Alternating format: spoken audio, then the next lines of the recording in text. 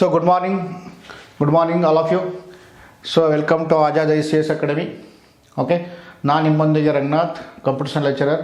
So last class ಎಲ್ಲವರೆಗೂ ಮಾಡಿದ್ದೀವಿ ನಾವು.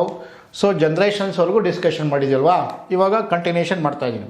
ಏನು ಜನ್ರೇಷನ್ ಅಂದರೆ, ನಾನು ಲಾಸ್ಟ್ ಕ್ಲಾಸ್ ನಿಮ್ಗೆ ಹೇಳಿದ್ದು, ಲಾಸ್ಟ್ ವೀಡಿಯೋದಲ್ಲಿ ನಿಮ್ಮನ್ನ ಡಿಸ್ಕಷನ್ ಮಾಡಿದ್ದೆ. ಏನು ಜನ್ರೇಷನ್ ಅಂದರೆ, generation is nothing but A step of advancement in technologies called as generations. Okay, ಕನ್ನಡದಲ್ಲಿ ಹೇಳ್ಬೇಕಂತಂದರೆ ನಾವು ಪೀಳಿಗೆಗಳು ಅಂತ ಹೇಳ್ತೀವಿ. ನೀವು ಸಿಂಪಲಾಗಿ ಹೇಳ್ತೀನಿ ಸರ್, ಹೆಂಗೆ ಈಸಿ ಹೆಂಗೆ ಅರ್ಥ ಆಗೋದು ನಿಮಗೆ. ಇವಾಗ ಈ ಪ್ರೆಸೆಂಟ್ ಮೊಬೈಲ್ ಯಾವ ಥರ ಯೂಸ್ ಮಾಡ್ತಾ ಇದ್ದೀರಲ್ಲ, ಸ್ಮಾರ್ಟ್ ಫೋನ್ಸು, ಒಂದು 15 years ಬ್ಯಾಕ್ ನೀವು ಮೊಬೈಲ್ಸ್ ಆಗಿದ್ವು. Okay, normal phones without any features, right. ಇವಾಗ ಯಾವ ಥರ ಒಳ್ಳೊಳ್ಳೆ ಫ್ಯೂಚರ್ಸ್ ಹಿಂದೆ ಯೂಸ್ ಮಾಡ್ತಾ ಇದ್ದೀರಾ, ಅದನ್ನೇ ನಾವು ಜನ್ರೇಷನ್ಸ್ ಅಂತ ಕರಿತೀವಲ್ವ. ಇದೆ ಸಿಮಿಲರ್ಲಿ ಇದೇ ಥರನೇ ನಾವು ಕಂಪ್ಯೂಟರ್ಸಲ್ಲಿ ಫಸ್ಟು ಕಂಪ್ಯೂಟ್ರ್ ಏನೋ ಸ್ಟಾರ್ಟ್ ಆಯ್ತಲ್ಲ, ಅವಾಗ ಕಂಪ್ಯೂಟ್ರ್ ಆಗಿದ್ವು, ಇವಾಗ ಕಂಪ್ಯೂಟ್ರ್ ಆಗಿದ್ದಾವೆ. ಅದನ್ನೇ ನಾವು ಏನಂತ ಕರಿತೀವಿ, ಜನ್ರೇಷನ್ ಅಂತ ಕರಿತೀವಿ, right. So first generations start from 1940 to 1956. ಒಂದನೇ ಪೀಳಿಗೆ ಅಂತ ಏನು ಹೇಳ್ತೀವಿ ನಾವು, ಒಂದನೇ ಪೀಳಿಗೆ ಗಣಕಯಂತ್ರಗಳು ಅಂತ ಏನು ಹೇಳ್ತೀವಿ, 1940 1956. 1940 right. So what are the important features of the first generation systems. Exam point of view ನಿಮಗೆ ಇಯರು ಆದರೆ ಜ್ಞಾಪಕ ಆದರೆ ಇಟ್ಕೊಳ್ಳಿ, not necessary, not compulsory year. ಕೆಲವೊಂದು ಇಯರ್ ಇಂಪಾರ್ಟೆಂಟ್, ಲಾಸ್ಟ್ ಕ್ಲಾಸ್ ಹೇಳಿದ್ದೀನಿ. ಕೆಲವೊಂದು ಯಾವ ಇಯರ್ ಇಂಪಾರ್ಟೆಂಟ್ ನಾನು ಸ್ಟ್ರೆಸ್ ಮಾಡ್ತೀನಿ, ಅದನ್ನು ನೀವು ಕಾನ್ಸಂಟ್ರೇಟ್ ಮಾಡಿ. ಇವಾಗ what are the important features of the first generation systems ಅಂದರೆ, ಒಂದನೇ ಪೀಳಿಗೆಯ ಗುಣಲಕ್ಷಣಗಳು ಯಾವುದು, ಓಕೆ, ವಿಶಿಷ್ಟತೆ ಯಾವುದು, ಓಕೆ, ತುಂಬ ಇಂಪಾರ್ಟೆಂಟ್ ಗುಣಲಕ್ಷಣಗಳು ಯಾವುವು. ಎಕ್ಸಾಮ್ ಪಾಯಿಂಟ್ ಆಫ್ ವ್ಯೂ, ಎಕ್ಸಾಮಿಗೆ ಬರೋಂಥ ಕ್ವಶನ್ಸ್ ಎಲ್ಲಿ ಕೇಳ್ತಾನೆ, important. What are the important features of first generation. So vacuum tubes for internal operations. Vacuum tube for internal operations. ನಾನು ಲಾಸ್ಟ್ ಕ್ಲಾಸ್ ಹೇಳಿದೆ, ವ್ಯಾಕ್ಯೂಮ್ ಟ್ಯೂಬ್ಸ್ ಏನಕ್ಕೆ ಯೂಸ್ ಮಾಡ್ತೀವಿ, ಫಾರ್ ಇಂಟರ್ನಲ್ ಆಪ್ರೇಷನ್ಸ್ನ ಮಾಡೋದಕ್ಕೆ. ಆಂತರಿಕ ಏನೋ, ಸೊ ನಾವು ಏನಾದರೂ ಏನೇ ಆಪ್ರೇಷನ್ ಮಾಡಿರೋದು ಅದಕ್ಕೋಸ್ಕರ ನಾವು ಯೂಸ್ ಮಾಡ್ತೀವಿ. Okay, vacuum tube for internal operations. ಇನ್ನೂ ಸಿಂಪಲಾಗಿ ಹೇಳ್ಬೇಕಂದ್ರೆ, ಇವಾಗ ನಾವು ಪ್ರೆಸೆಂಟ್ ಏನು ಮಾಡ್ತಾಯಿದ್ದೀವಿ, ಇವಾಗ ಪ್ರೊಸೆಸಿಂಗ್ ಮಾಡೋದಕ್ಕೆಲ್ಲ ಮೈಕ್ರೋ ಪ್ರೊಸೆಸರ್ನ ಯೂಸ್ ಮಾಡ್ತೀವಿ. ಈ ಪ್ರೆಸೆಂಟ್ ಏನು ಯೂಸ್ ಮಾಡ್ತಾಯಿದ್ದೀವಿ ನಾವು, ಮೈಕ್ರೋ ಪ್ರೊಸೆಸರ್ ಯೂಸ್ ಮಾಡ್ತೀವಿ. CPU or micro processor. What you mean CPU ಅಂದರೆ ಏನು ಹೇಳಿದೆ, ಲಾಸ್ಟ್ ಕ್ಲಾಸ್ ಹೇಳಿದೆ ನಿಮಗೆ. ಏನು CPU ಅಂದರೆ, central processing unit. Is a brain or heart of the computer. Is a brain or heart of the computers. ಅದೇ ಥರ ನಾವು ಫಸ್ಟ್ ಜನ್ರೇಷನ್ ಒಂದನೇ ಪೀಳಿಗೆಯಲ್ಲಿ ನಾವು ಯಾವ್ದು ಯೂಸ್ ಮಾಡ್ತಿದ್ವಿ ಅಂದರೆ, vacuum tube for internal operations. Remember, exam point of view ಇದು ತುಂಬ ಇಂಪಾರ್ಟೆಂಟ್ ನಿಮಗೆ, vacuum tube for internal operations, right. ಅದೇ ಥರ ಇವಾಗ ಪ್ರೆಸೆಂಟ್ ಏನು ಮಾಡ್ತಾ ಇದ್ದೀವಿ ನಾವೀಗ, ಸ್ಟೋರ್ ಮಾಡ್ಕೊಳ್ಳೋದಕ್ಕೆ ಇವಾಗ ಪ್ರೈಮರಿ ಮೆಮೊರಿ, ಸೆಕೆಂಡರಿ ಮೆಮೊರಿ ಅಂತ ಯೂಸ್ ಮಾಡ್ತೀವಿ, ರೈಟ್. ಅಂದರೆ ಸೆಕೆಂಡರಿ ಮೆಮೊರಿ ಅಂದರೆ ಪರ್ಮನೆಂಟ್ ಮೆಮೊರಿ ಅಂತ ಹೇಳಿದೆ. ಪರ್ಮನೆಂಟ್ ಡೇಟಾ ಹೆಂಗೆ ಸ್ಟೋರ್ ಮಾಡ್ಕೊತೀವಿ ನಾವು, ಹಾರ್ಡ್ ಡಿಸ್ಕಲ್ಲಿ ಸ್ಟೋರ್ ಮಾಡ್ಕೊತೀವಿ, ಇಲ್ಲಾಂದರೆ CD ಸ್ಟೋರ್ ಮಾಡ್ಕೊತೀವಿ, ಇಲ್ಲಾಂದರೆ ಫ್ಲಾಪಿ ಡಿಸ್ಕಲ್ಲಿ ಸ್ಟೋರ್ ಮಾಡ್ಕೊತೀವಿ, DVD ಯೂಸ್ ಮಾಡ್ತೀವಿ. ಇನ್ನೂ ಲೇಟೆಸ್ಟ್ ಹೋದರೆ ಈಗ ಬ್ಲೂರೇ ಡಿಸ್ಕ್ ಯೂಸ್ ಮಾಡ್ತಾ ಇದ್ದೀವಿ. ಇನ್ನೂ ಸಿಂಪಲ್ಲಾಗಿ ಇವಾಗ CD DVD ಆಲ್ಮೋಸ್ಟ್ ಎಲ್ಲ ಸ್ಟಾಪ್ ಆಗಿದೆ, ಯಾರು ಯೂಸ್ ಮಾಡ್ತಾ ಇಲ್ಲ. ಇವಾಗೆಲ್ಲ ಪೆನ್ ಡ್ರೈವ್ ಯೂಸ್ ಮಾಡ್ತೀವಲ್ವಾ. ಸೊ ಅದೇ ಥರನೇ ಅವಾಗ ಫಸ್ಟ್ ಜನ್ರೇಷನ್ ಕಂಪ್ಯೂಟರ್ಸಲ್ಲಿ ಸೊ ಯಾವುದನ್ನ ಯೂಸ್ ಮಾಡ್ತಿದ್ರು, for memory purpose, for magnetic drums device were used for memory. ಇದು very important. Magnetic drums, right. Magnetic drums device were used for internal memories, right, or memories. Okay, next punched cards. ಇವಾಗ ಏನು use ಮಾಡ್ತಾ ಇದ್ದೀವಿ ನಾವು, ಇವಾಗ input output keyboard, mouse ಮತ್ತು monitor use ಮಾಡ್ತೀವಲ್ವ, input output devices. ಅದೇ ಥರ ನಾವು ಫಸ್ಟ್ ಜನ್ರೇಷನ್ ಕಂಪ್ಯೂಟರ್ಸಲ್ಲಿ ಏನು ಯೂಸ್ ಮಾಡ್ತಿದ್ವಿ ಅಂದರೆ, punched cards was used for input output operations. For punched cards was used for input output operations. Okay, ಏನು ಪಂಚ್ಡ್ ಕಾರ್ಡ್ ಅಂದರೆ ಹೇಗಿರುತ್ತೆ ಸರ್ ಅಂತಂದರೆ, ಇವಾಗ ನೀವು ಕಾಮನಾಗಿ ನೀವು ಪ್ರಿಂಟಿಂಗ್ ಪ್ರೆಸ್ಗೆ ಹೋಗ್ತಿರಲ್ವಾ, ನೀವು ಪ್ರಿಂಟಿಂಗ್ ಪ್ರೆಸ್ಗೆ ಹೋದ್ರೆ ನೀವು ಹಳೆ ಪ್ರಿಂಟರ್ ಪ್ರೆಸ್ ಹೆಂಗೆ ಹೋಗ್ತಾರೆ, ಯಾವುದೋ ಒಂದು ಶೀಟ್ ಇಡ್ತಾರೆ, ಪ್ರಿಂಟ್ ಆಗುತ್ತೆ, ಮತ್ತು ಶೀಟ್ ತೆಗೆ. ಅದೇ ಥರನೇ ಸೊ ಆ ವುಡನ್ ಕಾರ್ಡ್ಸ್, ಈ ಪಂಚ್ಡ್ ಕಾರ್ಡ್ಸ್ ಅಂದರೆ ವುಡನಲ್ಲಿ ಅವಾಗ ಪ್ರಿಂಟ್ ಮಾಡಿದ್ರು, ಅದನ್ನು punched cards was used for input output. Okay, next programming language. ಇವಾಗ ಯಾವ್ದು ಯೂಸ್ ಮಾಡ್ತಾ ಇದ್ದೀವಿ ನಾವು, present you are using high level language. What do you mean high level language? English like languages, whatever you speaking like English, Kannada, Hindi, Urdu, Tamil, Telugu, whatever it may be, what we are speaking now, those are called high level languages. Okay, in first generation their language, low level language used for programming, okay, purpose. Okay, low level language was used for programming purposes, right. What is low level language? Low level language but machine dependent language. machine dependent language. The best example of low level language, machine language and assembly language. Okay, machine language and assembly language. ಏನು machine language ಅಂದರೆ ಮತ್ತೆ separate tropical discussion ಮಾಡೋಣ, ಅದ್ರ ಬಗ್ಗೆ depth ಆಗಿ ಹೇಳ್ತೀನಿ. So zeros and ones, okay, ಈ binary language ಏನಿದೆ, ಈ ಝೀರೋಸ್ ಆ್ಯಂಡ್ ಒನ್ಸ್ ಏನಿದೆ binary language, that is called machine language. Okay, what is how system will understand, how computer will understand, ಯಾವ ಥರ ಕಂಪ್ಯೂಟರ್ ಅರ್ಥ ಮಾಡ್ಕೊಳ್ಳುತ್ತೆ. ಸೊ ಅಂದರೆ zeros and ones, okay, format 010101 format. Whatever you write, whatever you speak, finally computer will understand binary language. That is called, my language is, okay, my language is 010101, nothing but binary language. That is called as low level language for programming, or used for in first generation computers. And now one next point is processing speed or very slow. Okay, in first generation computers ಏನು processing speed ಏನಿದೆ, so very slow. Okay, ಆಮೇಲೆ it was very expensive, lakhs togethers. ಇವಾಗೆಲ್ಲ ನಿಮಗೆ ಒಂದು 35,000-40,000 ನಿಮ್ಗೆಲ್ಲ ಲ್ಯಾಪ್ಟಾಪೇ ಸಿಗುತ್ತೆ. But ಅವಾಗೇನಾಯಿತು, ಆ ಟೈಮಲ್ಲಿ, ಸೊ 1 ಸೆಕೆಂಡ್, ಸೊ ಆ ಟೈಮಲ್ಲಿ ನಿಮಗೆ, so processing speed was very slow and it was very expensive. It was very expensive, use amount, the more costly, right? And system was not very powerful. Okay, next the system was used and non-portable. Use and non-portable ಅಂತಂದರೆ, ಒಂದು computer ಅಂತಂದರೆ ಒಂದು room size occupy ಆಗೋದು. ಒಂದು computer ಆಗಿರೋದು ಅಂತಂದರೆ, ಇವಾಗೆಲ್ಲ portable ನಾವೇನು ಯೂಸ್ ಮಾಡ್ತೀವಿ, ಲ್ಯಾಪ್ಟಾಪ್, ಡೆಸ್ಕ್ಟಾಪ್ ಏನು ಯೂಸ್ ಮಾಡ್ತಾ ಇದ್ದೀವಿ, so you can easy to carry. But ಅವಾಗ ಹಂಗೆ ಆಗ್ತಿಲ್ಲ. ಒಂದು ಕಂಪ್ಯೂಟರ್ ಅಂತಂದರೆ ನೀವೇನು ಕುತ್ಕೊಂಡಿದ್ದೀರಾ ಅಷ್ಟು ಒಂದು ರೂಮ್ ಸೈಜ್ ಒಂದೊಂದು ಕಂಪ್ಯೂಟರ್ ಇರೋದು. ಇನ್ನು ಸಿಂಪಲಾಗಿ ಹೇಳ್ಬೇಕಂದ್ರೆ, ನೀವು ಬೆಳಗ್ಗೆ 6 ಗಂಟೆಗೆ ಆನ್ ಮಾಡಿದ್ರೆ ಮಧ್ಯಾಹ್ನ 12 ಗಂಟೆ 1 ಗಂಟೆಗೆ ಆನ್ ಆಗೋದು. ಟಿಫನ್ ಮಾಡ್ಕೊಂಡು ಸ್ನಾನ ಮಾಡ್ಕೊಂಡು ರೆಡಿ ಆಗೋ ಅಷ್ಟೊತ್ತಿಗೆ ಅದು ಅವಾಗ ಆನ್ ಆಗೋದು. ಅದನ್ನು ಹೇಳ್ತಾ ಇರೋದು, the system was use and non portable. Portable means ಚಿಕ್ಕದಾಗಿರೋದು, ನಾನ್ ಪೋರ್ಟಬಲ್ ಅಂದರೆ ದೊಡ್ಡದಾಗಿರೋದು. Non portable, it did not have much memory, ಅಷ್ಟೊಂದು ಮೆಮೊರಿ ಕೆಪಾಸಿಟಿ ಇರಲಿಲ್ಲ. ಮೋರ್ ಓವರ್ ಇನ್ನೊಂದು ನ್ಯೂ ಪಾಯಿಂಟ್ ಆಡ್ ಮಾಡ್ಕೊಳ್ಬೇಕು ಅಂತಂದರೆ, ಈ ಫಸ್ಟ್ ಜನ್ರೇಷನ್ ಕಂಪ್ಯೂಟರ್ಸಲ್ಲಿ it consumes more power. Okay, ಅಂದರೆ ಜಾಸ್ತಿ ಎಲೆಕ್ಟ್ರಿಸಿಟಿನ ಯೂಸ್ ಆಗ್ತಿತ್ತು. ಆಮೇಲೆ ಜಾಸ್ತಿ ಹಾರ್ಡ್ವೇರ್ ಪ್ರಾಬ್ಲಮ್ಸ್ನು ಕ್ರಿಯೇಟ್ ಆಗ್ತಿತ್ತು. ಯಾವಾಗಲೂ ಹೀಟ್ ಆಗಿಬಿಟ್ಟು ಎನರ್ಮಸ್ ಅಮೌಂಟ್ ಆಫ್ ಹೀಟ್ ಜನ್ರೇಟ್ ಆಗಿಬಿಟ್ಟು ಏನು ಮಾಡೋದು, ನಿಮಗೆ ಹಾರ್ಡ್ವೇರ್ ಎಲೆಕ್ಟ್ರಾನಿಕ್ಸ್ ಏನಿದೆ ಆ ಕಾಂಪೊನೆಂಟ್ಸ್ ಹೀಟ್ ಆಗಿಬಿಟ್ಟು ನಿಮಗೆ ಪ್ರಾಬ್ಲಮ್ ಜಾಸ್ತಿ ಬರ್ತಿತ್ತು. ಅದು ಇದನ್ನೇ ಅಂತ ಕರಿತೀವಿ ನಾವು important features of first generation computers. Okay, ಅಂದರೆ 1ನೇ ಪೀಳಿಗೆ ಗುಣಲಕ್ಷಣಗಳೇನೆಂದರೆ ಇವು ಇಂಪಾರ್ಟೆಂಟ್. ಎಕ್ಸಾಮ್ ಪಾಯಿಂಟ್ ಆಫ್ ನೀವು ಕಾನ್ಸಂಟ್ರೇಟ್ ಮಾಡಬೇಕಾಗಿರೋದು vacuum tubes for internal operation, for processing. Second point magnetic drums, third point punched cards ಮತ್ತು ಲೋ ಲೆವೆಲ್ ಲ್ಯಾಂಗ್ವೇಜ್. ಇಷ್ಟು ಈ 3 ಪಾಯಿಂಟು ನಿಮಗೆ ಸೊ ಫಸ್ಟ್ ಜನ್ರೇಷನ್ ಓಕೆ ಕಂಪ್ಯೂಟರ್ಸ್ನ ಫ್ಯೂಚರ್ಸ್ ಅಂತ ಹೇಳ್ಬೋದು. ಓಕೆ, ಇದು ನೋಡಿ ಈ ಡಯಾಗ್ರಾಮ್ಸ್ ಏನಿದೆ, ಈ ಡಯಾಗ್ರಾಮ್ ಬಂದ್ಬಿಟ್ಟು ನಿಮಗೆ ವ್ಯಾಕ್ಯೂಮ್ ಟ್ಯೂಬ್ಸ್ ಅಂತ ಕರಿತೀವಿ. ಇದಕ್ಕೆ ಅಂತ ಕರಿತೀವಿ ನಾವು ವ್ಯಾಕ್ಯೂಮ್ ಟ್ಯೂಬ್ಸ್ ಅಂತ ಕರಿತೀವಿ. ಓಕೆ, ಅದ್ರ ಜೊತೆಗೆ ಇನ್ನೇನು ಎಕ್ಸಾಂಪಲ್ಸ್, ಇನ್ನೇನು important exam point of view ಅಂತಂದರೆ, ನಿಮಗೆ ಇದರಲ್ಲಿ ತುಂಬ ಇಂಪಾರ್ಟೆಂಟ್ ಅಂದರೆ ಎಕ್ಸಾಂಪಲ್ಸ್ ಕೇಳ್ತಾನೆ ನಿಮಗೆ.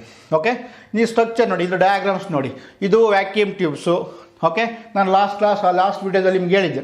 ಓಕೆ, ಇದು magnetic drums use for memory ಅಂತ ಹೇಳಿದೆ. Low level language again will be classified into 2 types. 2 ವಿಧಗಳನ್ನು ಮಾಡ್ಕೊತೀವಿ, machine language and assembly language. Machine language nothing but zeros and ones. Binary language is called as machine language. Assembly language we'll discuss later. So separate programming concept I will explain. Okay. So the use topic I will explain later. Okay. Next come to the punched cards ಅಂತ ಹೇಳಿದೆ ನಿಮಗೆ. ಏನೋ input output purpose used for ಇದು punched cards. ಈ ಥರ ನಾವು so input output ಪರ್ಪಸ್ಗೆ ನಾವು use ಮಾಡ್ಕೊ. ಅವಾಗ ಯಾವುದೇ ರೀತಿ ಕೀಬೋರ್ಡ್ ಮೌಸ್ ಯೂಸ್ ಮಾಡ್ತಿರ್ಲಿಲ್ಲ ಫಸ್ಟ್ ಜನ್ರೇಷನ್ ಕಂಪ್ಯೂಟರ್ಸ್. ಓಕೆ, ಇದು ನೆಕ್ಸ್ಟ್ ಇದಕ್ಕೆ ಮೋಸ್ಟ್ ಇಂಪಾರ್ಟೆಂಟ್ ಅಂದರೆ ಎಕ್ಸಾಂಪಲ್ಸ್. ನಿಮಗೆ ಎಕ್ಸಾಮ್ ಪಾಯಿಂಟ್ ಆಫ್ ವ್ಯೂ ನಿಮಗೆ ಎಕ್ಸಾಂಪಲ್ ಕೇಳ್ತಾನೆ ಅಥವಾ ಮ್ಯಾಚ್ ಆಫ್ ದಿ ಫಾಲೋಯಿಂಗ್ ಕೇಳ್ತಾನೆ, ಇಲ್ಲ ಅಂತಂದು ನಿಮ್ಗೆ ಅಬ್ರಿವೇಷನ್ಸ್ ಕೇಳ್ತಾನೆ. ಈ ಕೆಳಗಿನವುಗಳಲ್ಲಿ ಯಾವುದು 1ನೇ ಪೀಳಿಗೆಯ ಉದಾಹರಣೆಯಾಗಿದೆ? Which of the following right? Which of the following is 1 second. Which of the following is okay first generations? Okay, computers examples. Which of the following is a first generation computer example? So INAC, ENIAC, very very important. ENIAC ಅಂದ್ರೆ electronic numerical integrator and computer. Electronic numerical integrator and computers. ಇದು repeated questions already ಸುಮಾರು ಸಲ group C ಎಕ್ಸಾಮಲ್ಲಿ ಕೇಳಿದ್ದಾನೆ ನಿಮಗೆ. Match of the following ಕೇಳಿದ್ದಾನೆ. See ಕೆಳಗಡೆ left ಸೈಡಲ್ಲಿ ಇದನ್ನು ಕೊಟ್ಟಿರ್ತಾನೆ ನಿಮಗೆ, ಮತ್ತು ರೈಟ್ ಸೈಡಲ್ಲಿ ಅಬ್ರಿವೇಷನ್ಸ್ ಕೊಟ್ಟಿರ್ತಾನೆ, ನೀವು ಎರಡು ಮ್ಯಾಚ್ ಮಾಡಬೇಕು. ಓಕೆ, ಸೊ ಐನ್ಯಾಕ್ ಅಂತಂದರೆ electronic numerical integrator and computers, and EDVAC ಅಂತಂದರೆ electronic discrete variable automatic computers. Electronic discrete variable automatic computers, right. So next and UNIVAC, right. UNIVAC ಅಂತಂದರೆ universal automatic computers. Universal automatic computers. Okay, ಇವು ಮೂರು important exam point of view. ನಿಮಗೆ ಈ ಉದಾಹರಣೆಗಳು ತುಂಬ important. ಯಾವುದು? ENIAC, EDVAC and UNIVAC. ಇದು abbreviation ತುಂಬ ಇಂಪಾರ್ಟೆಂಟ್. ಅದೇ ರೀತಿ ನೀವು ಕನ್ನಡದಲ್ಲೂ ನಾನು ಅಬ್ರಿವೇಷನ್ಸ್ ಕೊಟ್ಟಿದ್ದೀನಿ. ಪ್ಲೀಸ್ ಗೋ ಥ್ರೂ ಒಂದು ಸಲ ಆಫ್ ಇದನ್ನು ಒಂದು ಸಲ ಓದ್ಕೊಳ್ಳಿ. ಐನ್ಯಾಕ್ ಅಂದರೆ electronic numerical integrator and computer. EDVAC ಅಂದರೆ ಎಲೆಕ್ಟ್ರಾನಿಕ್ ಡಿಸ್ಕ್ರೀಟ್. ಈ ವರ್ಡ್ ತುಂಬ ಇಂಪಾರ್ಟೆಂಟ್ ನಿಮಗೆ ಎಕ್ಸಾಂಪಲಿ. ಇದು ನಿಮಗೆ ಕನ್ಫ್ಯೂಸ್ ಆಗೋದು, ಇದು ಡಿಸ್ಕ್ರೀಟ್. ಓಕೆ, ಇದು ತುಂಬ ನೀವು ಜ್ಞಾಪಕ ಇಟ್ಕೊಳ್ಬೇಕಾಗಿರೋದು. You have to remember this word especially for EDVAC. ಇದು ರಿಪೀಟೆಡ್ ಕ್ವಶನ್ಸ್, ಇದು ಸುಮಾರು ಸಲ ಎಕ್ಸಾಮಲ್ಲಿ ಕೇಳಿದಾನೆ ಇದು, ರೈಟ್. ಈ ಎಕ್ಸಾಮಲ್ಲಿ ಕೇಳಿದಾನೆ. ಈ ವರ್ಡ್ ತುಂಬ important. Discrete, electronic discrete or electronic discrete variable automatic computers. Next UNIVAC, universal automatic computers. Universal automatic computers. So these are the three examples of in first generation computers. Okay friends, next. Okay, we'll move to second generation. ಎರಡನೇ ಜನರೇಷನ್ಗೆ ಹೋಗೋಣ, ಎರಡನೇ ಪೀಳಿಗೆಗೆ ಹೋಗೋಣ. ಏನು, what are the important features of first generation? All of you understand now. What are the important features of second generation? So first generation 1940 to 1956. Second generation ಬಂದ್ಬಿಟ್ಟು 1956 ಇಂದ 1956 ಬಂದ್ಬಿಟ್ಟು 1963. Second ಜನರ ಎರಡನೇ ಪೀಳಿಗೆ ಎಲ್ಲಿಂದ ಸ್ಟಾರ್ಟ್ ಆಗುತ್ತೆ ಅಂದರೆ 1956ರಿಂದ 1963ವರೆಗೂ ನಾವು ಎರಡನೇ ಪೀಳಿಗೆ ಅಂತ ಹೇಳ್ತೀವಿ, right. What are the important futures of second generation systems are the first. ಅಲ್ಲೇ ಯೂಸ್ ಮಾಡಿದ್ವಿ ನಾವು for internal operation use for vacuum tubes. Okay, for internal operation use for vacuum tubes. ಇಲ್ಲೇನು ಯೂಸ್ ಮಾಡ್ತಾ ಇದ್ದೀವಿ? ಟ್ರಾನ್ಸಿಸ್ಟರ್ ಯೂಸ್ ಮಾಡ್ತಾ ಇದ್ದೀವಿ friends. Okay, ನೋಡಿ ಈ ಕಡೆ ಎಲ್ಲ ಅಲ್ಲೇನು ಯೂಸ್ ಮಾಡಿದ್ವಿ ನಾವು. ಯಾವ remember that one second half repeating. Okay, so ಅಲ್ಲೇನು ಮಾಡಿದ್ವಿ ನಾವು ಫಸ್ಟ್ ಜನರೇಷನ್ಸ್ ಅಲ್ಲಿ? Vacuum tube for internal operations. ಇಲ್ಲೇನು ಯೂಸ್ ಮಾಡ್ತಾ ಇದೀವಿ ನಾವು? Transistors var used for internal operations. Next ಅಲ್ಲೇನು ಯೂಸ್ ಮಾಡಿದ್ವಿ ಫಾರ್ ಮೆಮೊರಿಗೆ? ಅಲ್ಲಿ ಮ್ಯಾಗ್ನೆಟಿಕ್ ಡ್ರಮ್ಸ್ನ ಯೂಸ್ ಮಾಡಿದ್ವಿ. ಇಲ್ಲೇನು ಯೂಸ್ ಮಾಡ್ತಾ ಇದೀವಿ ನಾವು? Magnetic core and magnetic tapes. Magnetic core for main memory ಅಂತೀವಿ. Main memory nothing but primary memory. Main memory nothing but primary memory or temporary memory. Okay, or volatile memory. Primary memory nothing but temporary memory or volatile memory. Volatile nothing but is a chemistry word. ಅದು chemistry ವರ್ಡಲ್ಲಿ ಹೇಳ್ತೀವಿ ಅಂದರೆ ಅದು ಎವಾಪರೇಟಿಂಗ್ ಅಂದರೆ ಆರು ಹೋಗೋದು ಅಂತ. Actually volatile ಅಂತಂದರೆ ಆರು ಹೋಗೋದು. ಅದೇ ರೀತಿ ಇಲ್ಲಿ ಯಾವುದೇ ರೀತಿ ಪರ್ಮನೆಂಟಾಗಿ ಡೇಟಾ ಸ್ಟೋರ್ ಆಗಲ್ಲ. ಅದಕ್ಕೆ ನಾವು ಪ್ರೈಮರಿ ಮೆಮೊರಿ ಅಂತ ಹೇಳ್ತೀವಿ, ರೈಟ್. ಅದಕ್ಕೆ ನಾವು ಸೆಕೆಂಡ್ ಜನ್ರೇಷನಲ್ಲಿ ಯಾವ್ದು ಯೂಸ್ ಮಾಡಿದ್ವಿ? Primary memory. Nothing but main memory ಯಾವುದಕ್ಕೆ ಯೂಸ್ ಮಾಡಿದ್ವಿ ಅಂದರೆ ಮ್ಯಾಗ್ನೆಟಿಕ್ ಕೋರ್ನ ಯೂಸ್ ಮಾಡಿದ್ವಿ ಫಾರ್ ಟೆಂಪ್ರವರಿ ಯೂಸ್ ಮಾಡೋದಕ್ಕೆ. ಪರ್ಮನೆಂಟ್ ಮೆಮೊರಿಗೆ ಯಾವ್ದು ಯೂಸ್ ಮಾಡಿದ್ವಿ? ಡೇಟಾ ಸ್ಟೋರ್ ಮಾಡ್ಕೊಳ್ಳೋದಕ್ಕೆ ಅದನ್ನು ಯೂಸ್ ಮಾಡಿದ್ದು ಯಾವುದು? Magnetic tapes and disks. Magnetic tapes and disks were used for secondary memory. ಅಲ್ಲೇನು ಯೂಸ್ ಮಾಡಿದ್ವಿ? ಮ್ಯಾಗ್ನೆಟಿಕ್ ಡ್ರಮ್ಸ್ನ ಯೂಸ್ ಮಾಡಿದ್ವಿ. ಇಲ್ಲೇನು ಯೂಸ್ ಮಾಡ್ತಾ ಇದ್ದೀವಿ? Magnetic core or magnetic tape and disk. Magnetic tape and disk were used for secondary memory. ಅಂದರೆ ಡೇಟನ್ನು store ಮಾಡ್ಕೊಳ್ಳೋಕ್ಕೆ ಇಲ್ಲೇನು ಯೂಸ್ ಮಾಡ್ತಾ ಇದ್ದೀವಿ? ಮ್ಯಾಗ್ನೆಟಿಕ್ ಕೋರ್ ಮತ್ತು ಮ್ಯಾಗ್ನೆಟಿಕ್ ಟೇಪ್ಸ್ನ ಯೂಸ್ ಮಾಡ್ತಾ ಇದ್ದೀವಿ ಅಥವಾ ಡಿಸ್ಕ್ನ ಯೂಸ್ ಮಾಡ್ತಾ ಇದ್ದೀವಿ. ಅಲ್ಲಿ ಯಾವ ಲ್ಯಾಂಗ್ವೇಜ್ ಯೂಸ್ ಮಾಡಿದ್ವಿ? ಲೋ ಲೆವೆಲ್ ಲ್ಯಾಂಗ್ವೇಜ್ ಯೂಸ್ ಮಾಡಿದ್ವಿ. ಎಲ್ಲಿ? ಫಸ್ಟ್ ಜನರೇಷನ್ ಕಂಪ್ಯೂಟರ್ಸಲ್ಲಿ. ಇಲ್ಲೇನು ಯೂಸ್ ಮಾಡ್ತಾ ಇದ್ದೀವಿ? Here in second generations you are using high level language. I told already, ನಾನು ಹೇಳಿದೆ ನಿಮ್ಗೆ. ಏನಂತ ಹೇಳಿದೆ? ಹೈ ಲೆವೆಲ್ ಲ್ಯಾಂಗ್ವೇಜ್ ಅಂದರೆ ಏನು? Whatever you speaking English like language. Okay, that is called high level language. C, suppose you are writing, right, ನೀವು Kannada type ಮಾಡ್ತೀರಾ ಅಥವಾ ತೆಲುಗು, ಹಿಂದಿ, ಉರ್ದು, ತಮಿಳು ಏನೋ ಒಂದು ಟೈಪ್ ಮಾಡ್ತೀರಾ. But finally system will understand. So my language, what is my language? I'm a computer. My language is binary language. Finally, if you are speaking of English also, but finally system will understand in low level language only, but machine level language only. Must ಯಾಕೆ sir convert ಮಾಡ್ಕೊಳ್ಳುತ್ತೆ ಹೇಳ್ತೀನಿ ಲೇಟಾಗಿ. Okay, high level ಲ್ಯಾಂಗ್ವೇಜಿಂದ ಅದು mission level ಲ್ಯಾಂಗ್ವೇಜ್ಗೆ convert ಮಾಡ್ಕೊಳ್ಳುತ್ತೆ. So ಅದು ಲೇಟಾಗಿ ಅದು translator use ಮಾಡ್ತೀವಿ. ಆ ಟ್ರಾನ್ಸ್ಲೇಟರಲ್ಲಿ software concept ಅಂತ ಬರುತ್ತೆ, ಅಲ್ಲಿ ನಿಮಗೆ ಪ್ರೋಗ್ರಾಮಿಂಗ್ ಕಾನ್ಸೆಪ್ಟಲ್ಲಿ ನಾನು ಡೆಪ್ತಾಗಿ ಎಕ್ಸ್ಪ್ಲೈನ್ ಮಾಡ್ತೀನಿ. ಇವಾಗ ಏನು ತಿಳ್ಕೊಳ್ಬೇಕು ನೀವು, ಸೆಕೆಂಡ್ ಜನ್ರೇಷನ್ಸಲ್ಲಿ ಯಾವ ಲೆವೆಲ್ ಲ್ಯಾಂಗ್ವೇಜ್ ಯೂಸ್ ಮಾಡಿದ್ರು ಅಂದರೆ high level language.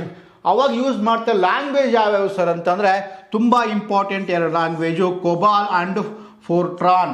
FORTRAN, COBOL, COBOL, COBOL and Fortran. COBOL and Fortran, COBOL and Fortran, right. COBOL ಅಂದ್ರೇನು? Common business oriented language. COBOL means common business oriented language. Fortran means formula translator. ಈ COBOL ಇವಾಗ ಏನು ನೀವು Tally use ಮಾಡ್ತಾ ಇದ್ದೀರಲ್ವಾ, ಅದೇ ಥರ for accounting purpose ಮತ್ತು ಡೆವಲಪಿಂಗ್ ಎಲ್ಲ ಅವಾಗ ಸೆಕೆಂಡ್ ಜನ್ರೇಷನ್ಸಲ್ಲಿ ಕೊಬಾಲ್ ಯೂಸ್ ಮಾಡ್ತಾಯಿದ್ರು. ಓಕೆ, ಇವಾಗ ಮತ್ತೆ ಫಾರ್ಮುಲಾ ಫಾರ್ ಏನಾದರೂ ಫಾರ್ಮುಲಾಸ್ ಏನಾದರೂ ಟ್ರಾನ್ಸ್ಲೇಟ್ ಮಾಡೋದಕ್ಕೆ ಅವಾಗ ಫೋರ್ಟ್ರಾನ್ ಅಂತ ಹೈ ಲೆವೆಲ್ ಲ್ಯಾಂಗ್ವೇಜ್ನ ಯೂಸ್ ಮಾಡ್ತಾಯಿದ್ರು.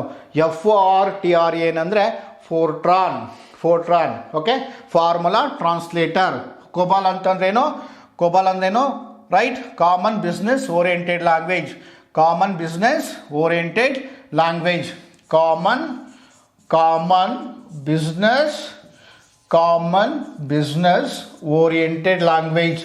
Common business oriented language. Common business oriented language. FORTRAN ಅಂತಂದರೆ ಫಾರ್ಮುಲಾ ಟ್ರಾನ್ಸ್ಲೇಟರ್.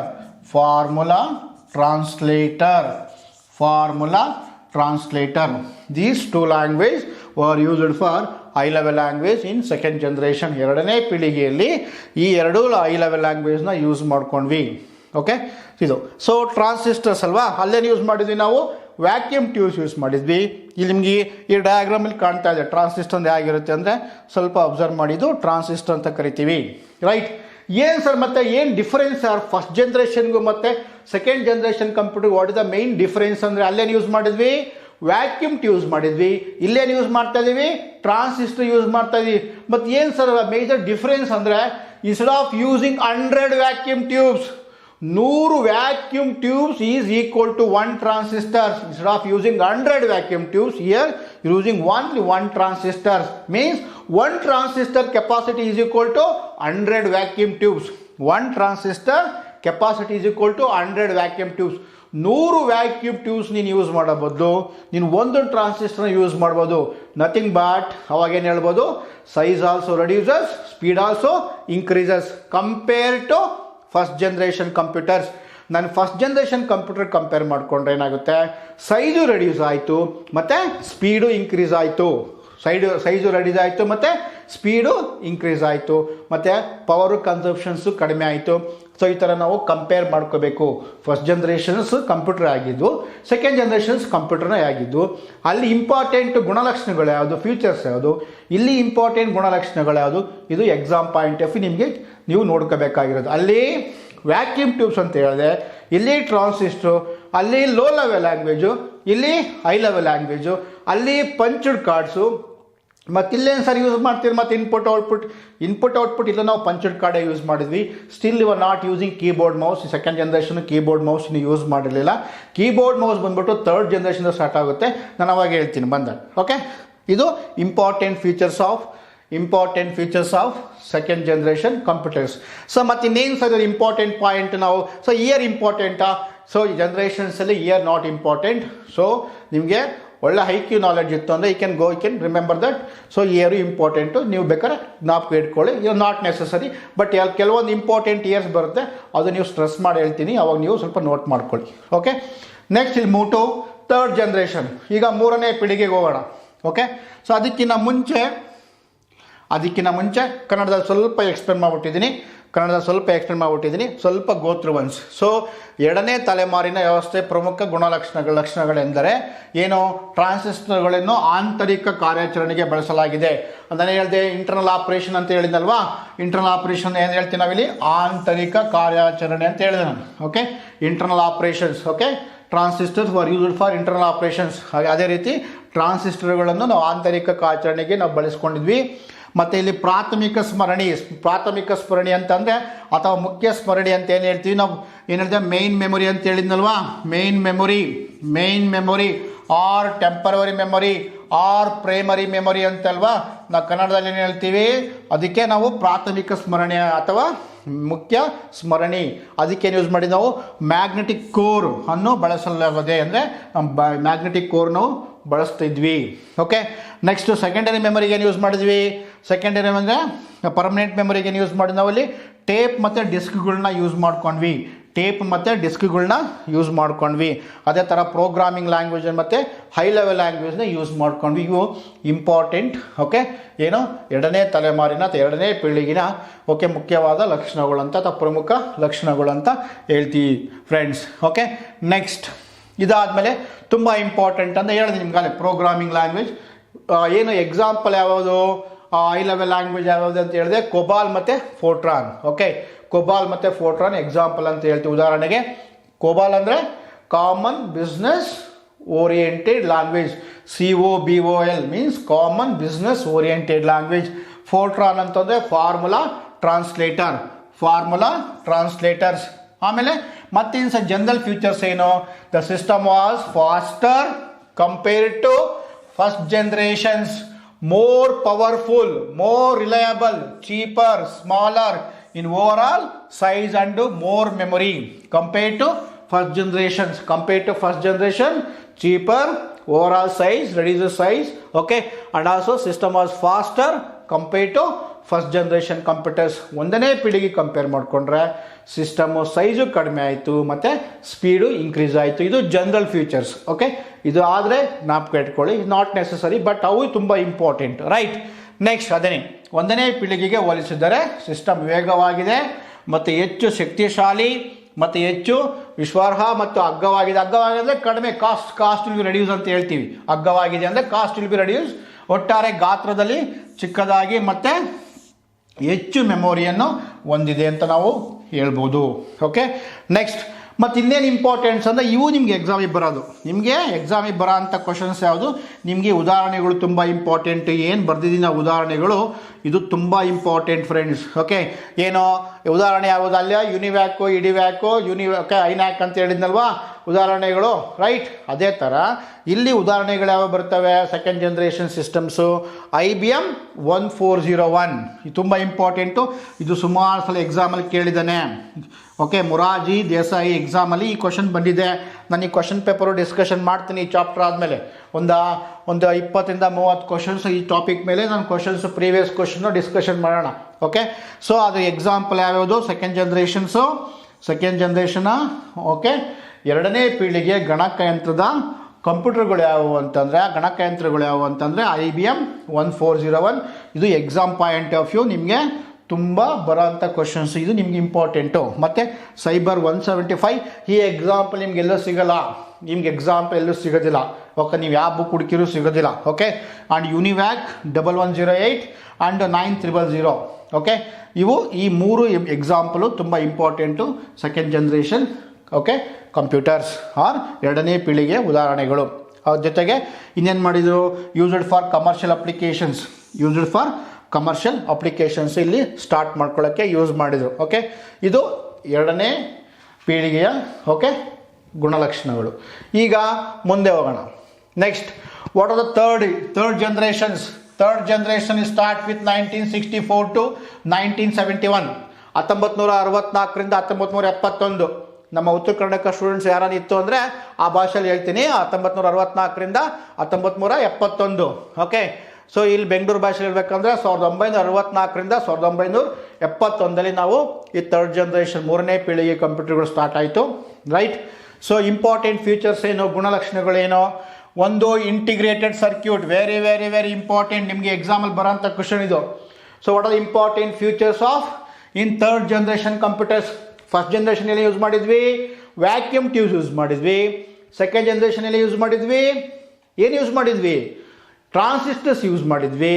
ಥರ್ಡ್ ಜನರೇಷನ್ ಏನು ಯೂಸ್ ಮಾಡ್ತಾ ಇದ್ದೀವಿ ನಾವು, ಐಸಿಸ್ನ ಯೂಸ್ ಮಾಡ್ತಾ ಇದ್ದೀವಿ. IC stand for integrated circuit.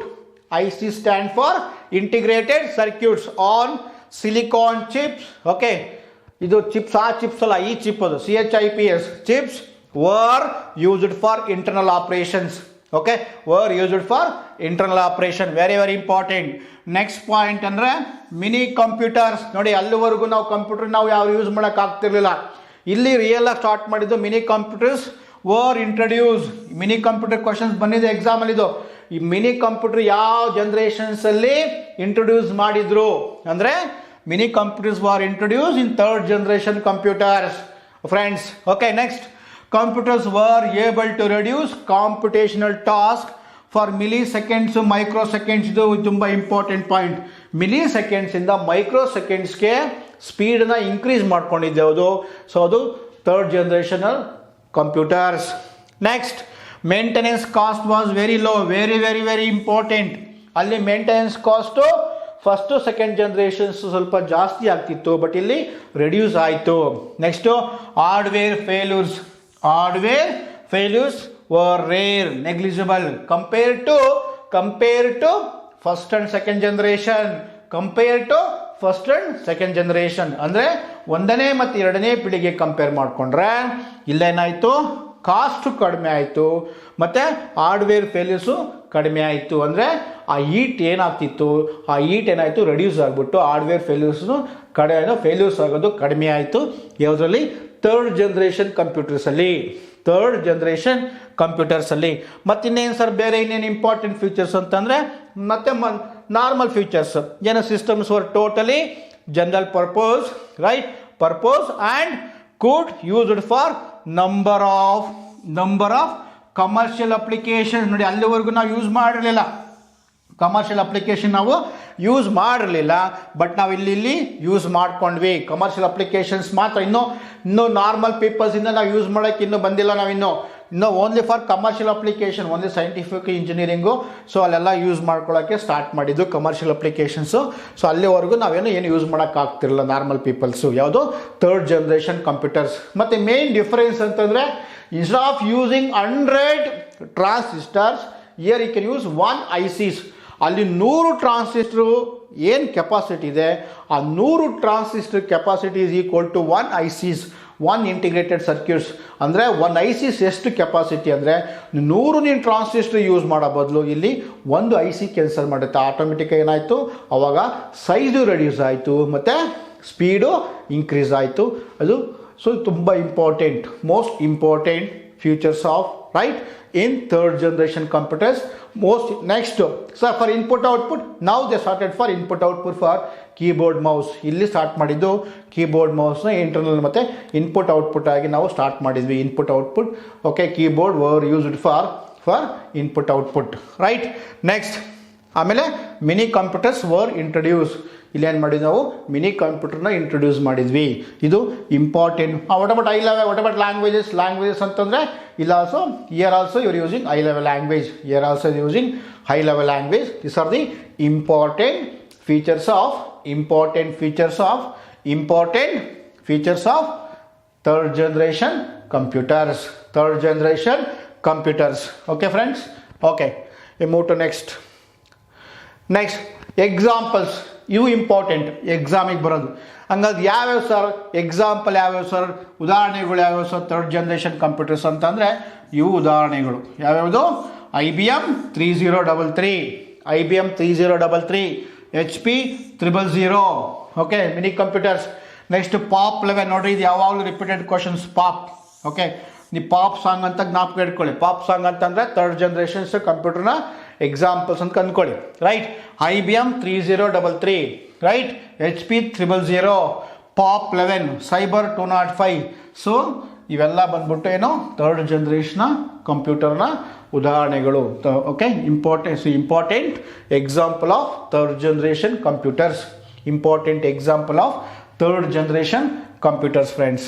Okay, next ಇದಾದಮೇಲೆ ನೆಕ್ಸ್ಟ್ ಇನ್ನೇನಿದೆ ಅದೇ ಸ್ವಲ್ಪ ನಾವು ಕನ್ನಡದಲ್ಲಿ ಹೇಳಬೇಕು ಅಂದರೆ ನೋಡಿರಿ, ಮೂರನೇ ಪೀಳಿಗೆಯ ವ್ಯವಸ್ಥೆಯ ಅಥವಾ ಗುಣಲಕ್ಷಣಗಳು ಯಾವುವು ಅಂದರೆ ಇಲ್ಲಿ ಯಾವುದು ಸಿಲಿಕಾನ್ ಚಿಪ್ ಅಂತ ಏನಿದೆ ಅಲ್ವಾ, ಮೇಲಿನ ಇಂಟಿಗ್ರೇಟೆಡ್ ಸರ್ಕ್ಯೂಟ್ಗಳು ಅಲ್ಲೇನು ಯೂಸ್ ಮಾಡಿದ್ವಿ ಫಾರ್ ಇಂಟರ್ನಲ್ ಆಪರೇಷನ್ಸ್ಗೆ, ಇಂಟಿಗ್ರೇಟೆಡ್ ಸರ್ಕ್ಯೂಟ್ ಯೂಸ್ ಮಾಡೋದನ್ನೇ. ಆಂತರಿಕ ಕಾರ್ಯಾಚರಣೆಗಳಿಗೆ ಯಾವ್ದು ಯೂಸ್ ಮಾಡಿದ್ವಿ ನಾವಿಲ್ಲಿ, ಐಸಿಸ್ನ ಯೂಸ್ ಮಾಡಿದ್ವಿ, ಅದನ್ನೇ ಇಂಟಿಗ್ರೇಟೆಡ್ ಸರ್ಕ್ಯೂಟ್ ಅಂತ ಹೇಳಿದೆ. ರೈಟ್, ಬಳಸಲಾಯಿತು ಅಂದರೆ ಬಳಸ್ತಿದ್ವಿ. Next mini computers, very very important. ಇಲ್ಲಿ ನಾವು ಇಲ್ಲೇನು ಯೂಸ್ ಮಾಡಿದ್ವಿ ನಾವು, ಮಿನಿ ಕಂಪ್ಯೂಟರ್ನ ಯೂಸ್ ಮಾಡಿದ್ವಿ, ಮಿನಿ ಕಂಪ್ಯೂಟರ್ನ ಪರಿಚಯಿಸಿದ್ವಿ, introduce, mini computers for introduce, ಅದನ್ನೇ ಮಿನಿ ಕಂಪ್ಯೂಟರ್ನ ಪರಿಚಯಿಸಿದ್ವಿ. ಯಾವುದರಲ್ಲಿ, ಥರ್ಡ್ ಜನರೇಷನ್, ಮೂರನೇ ಪೀಳಿಗೆಗಳಲ್ಲಿ. ಮತ್ತು ಕಂಪ್ಯೂಟರ್ಗಳು ಮಿಲಿ ಸೆಕೆಂಡ್ಗಳಿಂದ ಮೈಕ್ರೋ ಸೆಕೆಂಡ್ಗೆ ನಾವು ಮ್ಯುಟೇಷನ್ ಮಾಡ್ಕೊಂಡ್ವಿ, ಕಾಂಪ್ಯೂಟೇಷನ್ಸ್ನ ಮಾಡ್ಕೊಂಡ್ವಿ, ಕನ್ವರ್ಟ್ ಮಾಡ್ಕೊಂಡ್ವಿ. ರೈಟ್, ನೆಕ್ಸ್ಟು ಹಾರ್ಡ್ವೇರ್ ಮತ್ತು ವೈಫಲ್ಯವು, ಹಾರ್ಡ್ವೇರ್ ಅಂತ ಏನಿದೆ, ಹಾರ್ಡ್ವೇರ್ ವೈಫಲ್ಯವು ವಿರಳವಾಗಿದ್ದ ಕಾರಣ ನಿರ್ವಹಣೆ ವೆಚ್ಚ ಕಡಿಮೆ ಆಗಿತ್ತು. ಓಕೆ, ಅಂದರೆ ಏನಿದೆ ಹಾರ್ಡ್ವೇರ್ ಏನಿದೆ, ಹಾರ್ಡ್ವೇರ್ ನೆಗ್ಲಿಜಿಬಲ್. ಓಕೆ, ಸೊ ಆ ಹಾರ್ಡ್ವೇರ್ ಏನು ನೆಗ್ಲಿಜಿಬಲ್ ಅಂದರೆ ಹಾರ್ಡ್ವೇರ್ ಪಾರ್ಟ್ಸ್ ಏನು ರಿಪೇರಿಗೆ ಬರೋದು ಕಡಿಮೆ ಆಯಿತು, ಆವಾಗ ನಮ್ಮದು ಖರ್ಚು ಕಡಿಮೆ ಆಯಿತು ಅಂತ ನಾವು ಈ ಒಂದು ಇಂಪಾರ್ಟೆಂಟು ಏನೋ ಈ ಗುಣಲಕ್ಷಣಗಳನ್ನ ಹೇಳ್ಬೋದು. ಅಥವಾ ಈ ವ್ಯವಸ್ಥೆಯ ಒಂದು ಪ್ರಮುಖ ಲಕ್ಷಣಗಳು ಯಾವ್ಯಾವು ಅಂದರೆ ಇವು, ಸಿಲಿಕಾನ್ ಚಿಪ್ ಮೇಲಿನ ಇಂಟಿಗ್ರೇಟೆಡ್ ಸರ್ಕ್ಯೂಟ್ ಅಲ್ವಾ. ನೆಕ್ಸ್ಟು ಮಿನಿ ಕಂಪ್ಯೂಟರ್ನ ಪರಿಚಯಿಸಿದ್ವಿ ಈ ಥರ್ಡ್ ಜನರೇಷನ್ ಕಂಪ್ಯೂಟರ್ಸಲ್ಲಿ. ಮತ್ತು ಕಂಪ್ಯೂಟರ್ಗಳನ್ನ ಏನು ಮಾಡಿವಿ, ಮಿಲಿ ಸೆಕೆಂಡ್ಗಳಿಂದ ಏನು ಮಾಡಿವಿ, ಮೈಕ್ರೋ ಸೆಕೆಂಡ್ಗಳಿಗೆ ಕನ್ವರ್ಟ್ ಆಯಿತು. ಓಕೆ, ನೆಕ್ಸ್ಟ್ ಇದಾದಮೇಲೆ ಸೇಮ್ ಎಕ್ಸಾಂಪಲ್ ನೋಡಿ, ನಿಮ್ಗೆ ಇಂಟಿಗ್ರೇಟೆಡ್ ಸರ್ಕ್ಯೂಟ್ ಆಗಿರುತ್ತೆ ಅಂತಲೇ ಇದು ನೋಡಿ, ಈ ಥರ ಈ ಡಯಾಗ್ರಾಮ್ ಅಬ್ಸರ್ವ್ ಮಾಡಿ. ಓಕೆ, ಇದನ್ನೇ ಅಂತ ಕರಿತೀವಿ ನಾವು, ಐಸಿಸ್ ಅಂತ ಕರಿತೀವಿ, ಇಂಟಿಗ್ರೇಟೆಡ್ ಸರ್ಕ್ಯೂಟ್ಸ್. ಇದೇ ಅಂತ ಕರಿತೀವಿ ನಾವು, integrated circuits, ISIS, integrated circuits ಅಂತ ಹೇಳ್ತೀವಿ. Okay, integrated circuits. Right, okay friends, ISIS integrated circuits. ಇವನ್ನ ಈ ಪಿಕ್ಚರ್ ನೋಡಿ ನಿಮ್ಗೆ ಅರ್ಥ ಆಗುತ್ತೆ, ಇಂಟಿಗ್ರೇಟೆಡ್ ಸರ್ಕ್ಯೂಟ್ ಆಗಿದ್ವು ಅಂದರೆ ಇವನ್ನ ಈ ಥರ ಇದ್ವು ಏನು ಥರ್ಡ್ ಜನರೇಷನ್ ಕಂಪ್ಯೂಟರ್ಸಲ್ಲಿ. ಓಕೆ, ಇವು ಉದಾಹರಣೆಗಳು, example of third generation computers. Okay, next what about fourth generations, ನಾಲ್ಕನೇ ಪೀಳಿಗೆಗೆ ಹೋಗೋಣ. ಏನು, ಟಿಲ್ ನಾವು 1971 from till date what we are using, those are called fourth generation computers. Right, ಏನು, what are the important features of fourth generation computers, ಅಲ್ಲೇನು use ಮಾಡಿದ್ವಿ, ICs use ಮಾಡ್ಕೊಂಡ್ವಿ. ಅದೇ ಐಸಿಸ್ನ ಸ್ವಲ್ಪ ಇಂಪ್ಲಿಮೆಂಟ್ ಮಾಡ್ಕೊಂಡು ಇಲ್ಲೇನು ಮಾಡಿದ್ವಿ, so more circuits on chips, LSI, VLSI and ULSI. ಏನು LSI ಅಂದ್ರೆ ಏನು, LSI ಅಂತಂದರೆ ಸೊ ಲಾರ್ಜ್ ಸ್ಕೇಲ್ ಇಂಟಿಗ್ರೇಷನ್ ಅಂತ ಕರಿತೀವಿ. VLSI ಅಂತ ಕರಿತೀವಿ, ವೆರಿ ಲಾರ್ಜ್ ಸ್ಕೇಲ್ ಇಂಟಿಗ್ರೇಷನ್ ಅಂತ ಕರಿತೀವಿ. VLSI ಅಂದ್ರೆ ಏನು, ವೆರಿ ಲಾರ್ಜ್ ಸ್ಕೇಲ್ ಇಂಟಿಗ್ರೇಷನ್. ಮತ್ತು ULSI ಅಂತಂದರೆ ultra large scale integration. Next, micro computers and personal computers with affordable price available to the common man. ಅಂದರೆ ಕಡಿಮೆ ಅಮೌಂಟಲ್ಲಿ, ಕಡಿಮೆ ಕಾಸ್ಟಲ್ಲಿ ನಾವು ಮೈಕ್ರೋ ಕಂಪ್ಯೂಟರ್ ಮತ್ತು ಪರ್ಸನಲ್ ಕಂಪ್ಯೂಟರು ಎಲ್ಲರಿಗೂ ಸಿಗೋ ಥರ ಯೂಸ್ ಆಯಿತು ಯಾವುದರಲ್ಲಿ, ಈ ಫೋರ್ತ್ ಜನರೇಷನ್ ಕಂಪ್ಯೂಟರ್ಸಲ್ಲಿ. Next, the cost of assembly reduced great extent. Assemble computers ಅಂತ ಹೇಳ್ತೀವಲ್ವಾ, ಸೊ ಅದೇನಾಯಿತು, ರೆಡ್ಯೂಸ್ ಆಯಿತು compare to first and second third generation computers. And easily portable. Okay, next one more point, easily portable because of there is a small size compared to first and second third generations. System was more faster, more powerful, and size also reduces, speed also increases. ಅಂದರೆ size reduce ಆಯಿತು, speed increase ಆಯಿತು. Okay, ಆಟೋಮೆಟಿಕ್ಕಾಗಿ ಏನಾಯಿತು, ಎಲ್ಲರಿಗೂ micro computers ಮತ್ತು ಈ personal computers ಅಂತ ಏನು ಎಲ್ಲರೂ ಅಂದರೆ ಪಬ್ಲಿಕ್ಸಲ್ಲಿ ಯಾರೇ ಎಲ್ಲರೂ ಯೂಸ್ ಮಾಡೋ ಥರ ಆಯಿತು. ಅವಾಗ ಯಾವುದು, ಈ ಫೋರ್ತ್ ಜನರೇಷನ್ ಕಂಪ್ಯೂಟರ್ಸ್ ನಾಲ್ಕನೇ ಪೀಳಿಗೆಯಲ್ಲಿ. So okay, next, hardware failures var negligible. ಅಂದರೆ ಯಾವುದೇ ರೀತಿ ಹಾರ್ಡ್ವೇರ್ ಕಾಂಪೊನೆಂಟ್ಸ್ ಏನಾಯಿತು, ಫೇಲ್ಯೂರ್ಸು ಕಡಿಮೆ ಆಯಿತು. Next, the systems var faster, more powerful, more reliable, cheaper, smaller in overall size and more memory. So this are the important features of fourth generation computers. Important features of fourth generation computers. Okay, and one more point, very important and very important point is, okay, introduction of microprocessor. Introduction of microprocessor. Introduction of microprocessor. ಇದು ತುಂಬ important. Introduction of microprocessor. Introduction of microprocessor. ಏನು microprocessor ಅಂದರೆ ಹೇಳಿದೆ ನಾನು, C P U, central processing unit, is a brain or heart of the computer.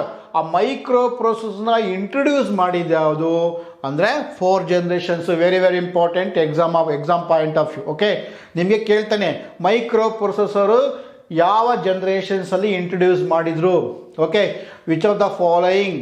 Okay, so they introduce in microprocessor, which generation they introduce in microprocessor ಅಂತ ಕೇಳ್ತಾನೆ ನಾವು. So ಅವಾಗ ಕೇಳ್ತಾನೆ first generation, second generation, third generation, fourth generation ಅಂತ ಕೇಳ್ತೀನಿ. Option ಕೊಟ್ಟಿರ್ತಾನೆ, ಅವಾಗ ನೀವು ನೋಡಿ ಕರೆಕ್ಟಾಗಿ ಚೂಸ್ ಮಾಡಬೇಕು. ಅಂದರೆ ಸೊ ಮೈಕ್ರೋಪ್ರೊಸೆಸ್ನ ಇಂಟ್ರೊಡ್ಯೂಸ್ ಮಾಡಿದ್ದು ಯಾವುದು, fourth generation computers based on these LSI, VLSI and ULSI. ಅದನ್ನು ಯೂಸ್ ಮಾಡ್ಕೊಂಡು ಏನು ಮಾಡಿದ್ರು, ಮೈಕ್ರೋಪ್ರೊಸೆಸ್ನ ಇಂಟ್ರೊಡ್ಯೂಸ್ ಮಾಡಿದ್ರು, ಡೆವಲಪ್ ಮಾಡಿದ್ರು.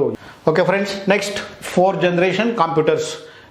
The important features of fourth generation computer systems are more circuits on LSI, VLSI and ULSI. ಅಂದರೆ LSI ಅಂದರೆ ಲಾರ್ಜ್ ಸ್ಕೇಲ್ ಇಂಟಿಗ್ರೇಷನ್.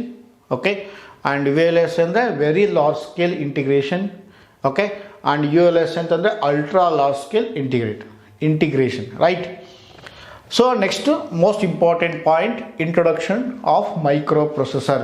ಏನು microprocessor ಅಂದರೆ, ನಾನು ಲಾಸ್ಟ್ ಕ್ಲಾಸ್ ಹೇಳಿದೆ, microprocessor or CPU or central processing unit or microprocessor or processor is a main part of the computer, or you can say main part of the computer, or is a brain of the computers.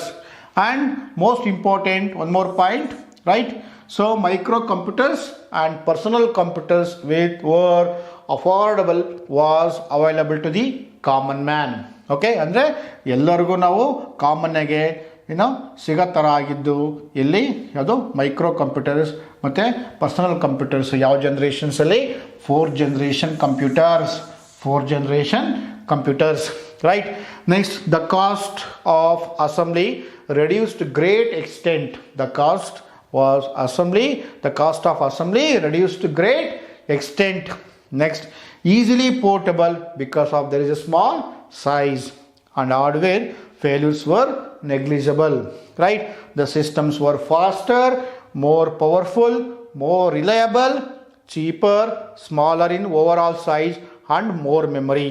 Okay, these are the important features of fourth generation computers. ಅಂದರೆ ನಾಲ್ಕನೇ ಪೀಳಿಗೆಯ ಮುಖ್ಯವಾದ ಗುಣಲಕ್ಷಣಗಳು ಯಾವುವು ಅಂದರೆ introduction to ಮೈಕ್ರೋಪ್ರೊಸೆಸರ್ನ ಈಗ introduce ಮಾಡಿದ್ರಿ ಇಲ್ಲಿ.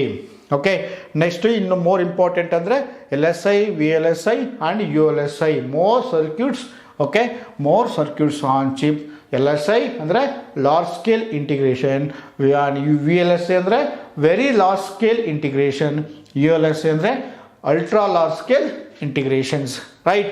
Compared to third generation, first generation and second generations. Right. And examples ಯಾವುದು, ಉದಾಹರಣೆ ಯಾವುದು ಅಂತಂದರೆ Intel 4004. Very important. Intel 4004. Okay, example ಕೇಳ್ತಾನೆ, ಯಾವುದೋ ನಾಲ್ಕನೇ ಪೀಳಿಗೆ ಅಥವಾ ಫೋರ್ತ್ ಜನರೇಷನ್ಸಲ್ಲಿ ಯಾವ ಮೈಕ್ರೋ ಪ್ರೊಸೆಸರ್ನ ಇಂಟ್ರೊಡ್ಯೂಸ್ ಮಾಡಿದ್ರು ಅಂತಂದರೆ ಇಂಟೆಲ್ ಕಂಪ್ನಿಯವರು ಏನು ಮಾಡಿರೋ, ಇಂಟೆಲ್ ಕಂಪ್ನಿಯವರು the introduce. Okay, 4004. The name of the series is 4004 microprocessor. 4004 microprocessor. What the name of the microprocessor is? The name of the microprocessor is Intel 4004. Okay, the first microprocessor exam point of view very important ಕೇಳ್ತಾರೆ. Which is the first microprocessor ಅಂತಂದರೆ Intel 4004. Okay, microprocessor. Intel was introduce the first microprocessor in 4th generation computer. The series is 4004. The 4004 4004. Okay, next ಏನು ನಾನು ಹೇಳಿದೆ ನಿಮಗೆ. So what are the important futures of, okay right, L S A ಅಂತಾನಲ್ವಾ. L S A ಅಂದರೆ ಏನು ಬರಿಬೋದು ನೀವು, large scale integrations.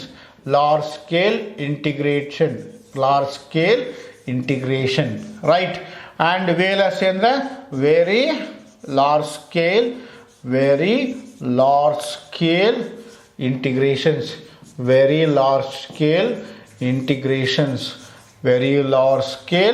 Integrations.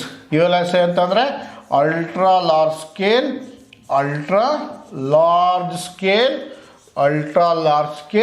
Integrations.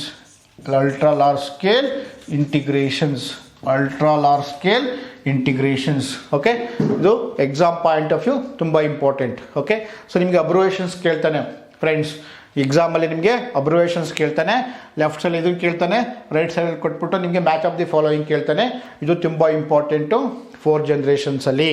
So ಈ ಡಯಾಗ್ರಾಮ್ ನೋಡಿ, ಈ ಥರ ಇರುತ್ತೆ. V L S I, L S I, U L S I ಅಂತಂದರೆ ಸೊ ಈ ಥರ ಚಿಪ್ ಇರುತ್ತೆ ನಿಮಗೆ. More circuits on chip. Okay, L S I, V L S I and U L S I. Ultra large scale integration, very large scale integration and large scale integrations. Okay, next ಆಮೇಲೆ ಇನ್ನೊಂದು ಏನು ಹೇಳಿದೆ ನಿಮಗೆ, introduction of micro processor ಅಂತ ಹೇಳಿದ್ನಲ್ವಾ. Introduction of micro processor where in 4th generation computers. Okay, so just once again I'll repeat, all of you observe. Okay, so 4ನೇ ತಲೆಮಾರಿನ ವ್ಯವಸ್ಥೆಯ ಅಥವಾ 4ನೇ ಪೀಳಿಗೆಯ ಮುಖ್ಯವಾದ ಗುಣಲಕ್ಷಣಗಳು ಯಾವುದು ಅಂದರೆ same L S I, V L S I ಮತ್ತು U L S I. Okay, micro ಪ್ರೊಸೆಸರ್ನ ಪರಿಚಯ ಮತ್ತು ಮೈಕ್ರೋ ಕಂಪ್ಯೂಟರ್ಗಳು ಮತ್ತು ಪರ್ಸನಲ್ ಕಂಪ್ಯೂಟರ್ಗಳ ಮೇಲೆ ಹೆಚ್ಚಿನ ಸರ್ಕ್ಯೂಟ್ಗಳು ಕೈಗೆಟುಕುವ ಮತ್ತು ಸಾಮಾನ್ಯ ಜನರಿಗೆ ಲಭ್ಯವಾಗುತ್ತವೆ. ಯಾವುದರಲ್ಲಿ 4 generations. ಓಕೆ, ಕಂಪ್ಯೂಟ್ರಲ್ಲಿ. ನೆಕ್ಸ್ಟು ಅಸೆಂಬ್ಲಿ ವೆಚ್ಚವನ್ನು ಬಹಳ ಮಟ್ಟಿಗೆ ಕಡಿಮೆ ಮಾಡಲಾಯಿತು. ಓಕೆ, ನೆಕ್ಸ್ಟು ಪೋರ್ಟಬಲ್ ಮತ್ತು ಪೋರ್ಟಬಲ್ ಅಂತಂದರೆ ಸಣ್ಣ ಗಾತ್ರ ಅಂತ ಹೇಳ್ತೀವಿ ನಾವು. ಪೋರ್ಟಬಲ್ ಅಂದರೆ ಸಣ್ಣ ಗಾತ್ರದ, ಪೋರ್ಟಬಲ್ ಅಂತಂದರೆ ಈ ಸಣ್ಣ ಗಾತ್ರದ ಕಾರಣ ಹಾರ್ಡ್ವೇರ್ ವೈಫಲ್ಯಗಳು ಓಕೆ ಅತ್ಯಲ್ಪವಾಗಿದ್ದವು. ಅಂದರೆ ಕಡಿಮೆ ಹಾರ್ಡ್ವೇರ್ ಏನಾದ್ರು ಅಂದರೆ ಫೇಲ್ಯೂರ್ಸು ಕಡಿಮೆ ಆಯಿತು ಅಂತ. ಓಕೆ, ನೆಕ್ಸ್ಟು ಸಿಸ್ಟಮು ವೇಗವಾಗಿ ಮತ್ತು ಹೆಚ್ಚು ಶಕ್ತಿಯುತ ಮತ್ತು ಹೆಚ್ಚು ವಿಶ್ವಾಸವುಳ್ಳ ಮತ್ತು ಅಗ್ಗವಾಗಿ ಅಂದರೆ ಕಡಿಮೆ ರೇಟಲ್ಲಿ, ಒಟ್ಟಾರೆ ಗಾತ್ರದಲ್ಲೂ ಸಹ ಚಿಕ್ಕದಾಗಿ ಮತ್ತು ಹೆಚ್ಚಿನ ಮೆಮೊರಿಯನ್ನು ಹೊಂದಿತ್ತು. ಯಾವುದರಲ್ಲಿ? ಈ 4ನೇ ಪೀಳಿಗೆಯ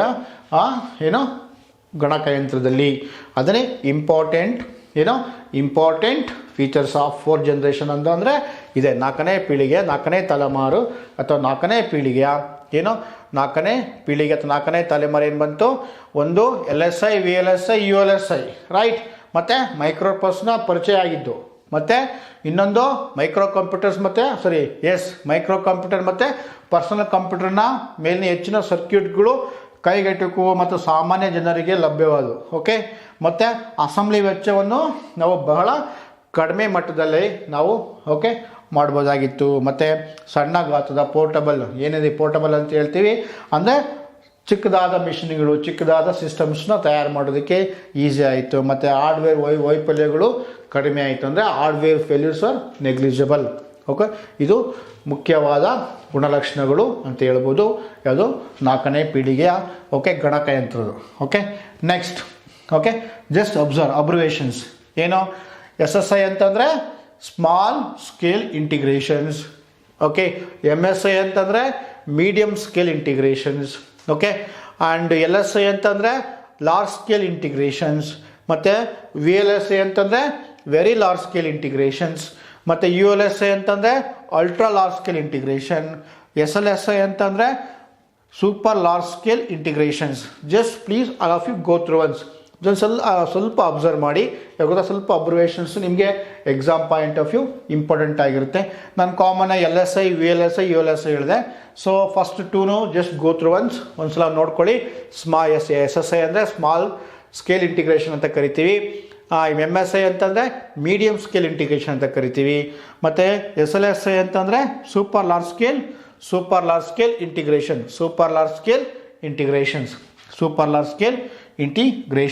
okay, so important. So observe LSI VLSI and ULSI. Okay, so ಟ್ರಾನ್ಸಿಸ್ಟರ್ಸ್ನ ನಾವು ಜ್ಞಾಪಕ ಇಟ್ಕೋಬೇಕಾ? ಆದರೆ ಜ್ಞಾಪಕ ಇಟ್ಕೊಳ್ಳಿ, ಇಲ್ಲಾಂದರೆ ನಾಟ್ ಇಂಪಾರ್ಟೆಂಟ್. ಓಕೆ, ಅಷ್ಟೊಂದೇನು ಇಂಪಾರ್ಟೆಂಟ್ ಇಲ್ಲ. ಯಾರಾದರೂ BE ಎಲೆಕ್ಟ್ರಾನಿಕ್ಸು ಅಥವಾ ಯಾರಾದರೂ ಎಲೆಕ್ಟ್ರಾನಿಕ್ಸ್ ಬ್ಯಾಕ್ಗ್ರೌಂಡ್ ಯಾರಾದರೂ ನಿಮಗೆ ಐಡಿಯಾ ಇತ್ತು ಅಂದರೆ you can understand all these things. Okay, ಇಲ್ಲ ಅಂದರೆ ಪರವಾಗಿಲ್ಲ, ಬೇರೆಯವ್ರಿಗೆ ನಡೆಯುತ್ತೆ. ಇದು not important, but observation important. ಆ ಟ್ರಾನ್ಸಿಸ್ಟರ್ಸ್ ನಿಮಗೆ ಅಷ್ಟೊಂದು ಆದರೆ ಜ್ಞಾಪಕ ಇಟ್ಕೊಳ್ಳಿ, ಇಲ್ಲಾಂದರೆ ಅದು ಅಷ್ಟೊಂದು ನೆಸೆಸಿಟಿ ಏನಿಲ್ಲ. Okay, next just go through once. ನಾನು ನಿಮ್ಗೆ ಹೇಳಿದೆ, ನಾನು ಒಂದು ಪಾಯಿಂಟ್ ಹೇಳಿದೆ ನಿಮಗೆ 4 ಜನರೇಷನ್ಸಲ್ಲಿ ಏನು ಹೇಳಿದೆ, ವೆರಿ ಇಂಪಾರ್ಟೆಂಟ್ ಪಾಯಿಂಟ್ ಅಂದರೆ ಇಂಟ್ರೊಡಕ್ಷನ್ ಟು ಮೈಕ್ರೋ ಪ್ರೊಸೆಸರ್ ಅಂತ ಹೇಳಿದ್ನಲ್ವಾ. ಇಂಟ್ರೊಡಕ್ಷನ್ ಟು ಮೈಕ್ರೋ ಪ್ರೊಸೆಸರ್ ಅಂದರೆ ಫಸ್ಟ್ ಮೈಕ್ರೋ ಪ್ರೊಸೆಸರ್ ಯಾವುದು? 4004 ಅಂತ ಹೇಳಿದ್ನಲ್ವಾ, ಇಂಟೆಲ್ 4004 ಅಂತ ಹೇಳಿದೆ. Okay, so first micro processor introduce ಮಾಡಿದ್ದು ಇಂಟೆಲ್ ಕಂಪ್ನಿಯವರು. ಅದ್ರ ನೇಮ್ ಯಾವುದು ಅಂದರೆ ಹೆಸರು ಯಾವುದು ಅಂತಂದರೆ 4004. Exam point of view very very important. ಹಂಗಾದರೆ ಸೊ ಇವೆಲ್ಲ ಜ್ಞಾಪಕ ಇಟ್ಕೊಳ್ಬೇಕಾ?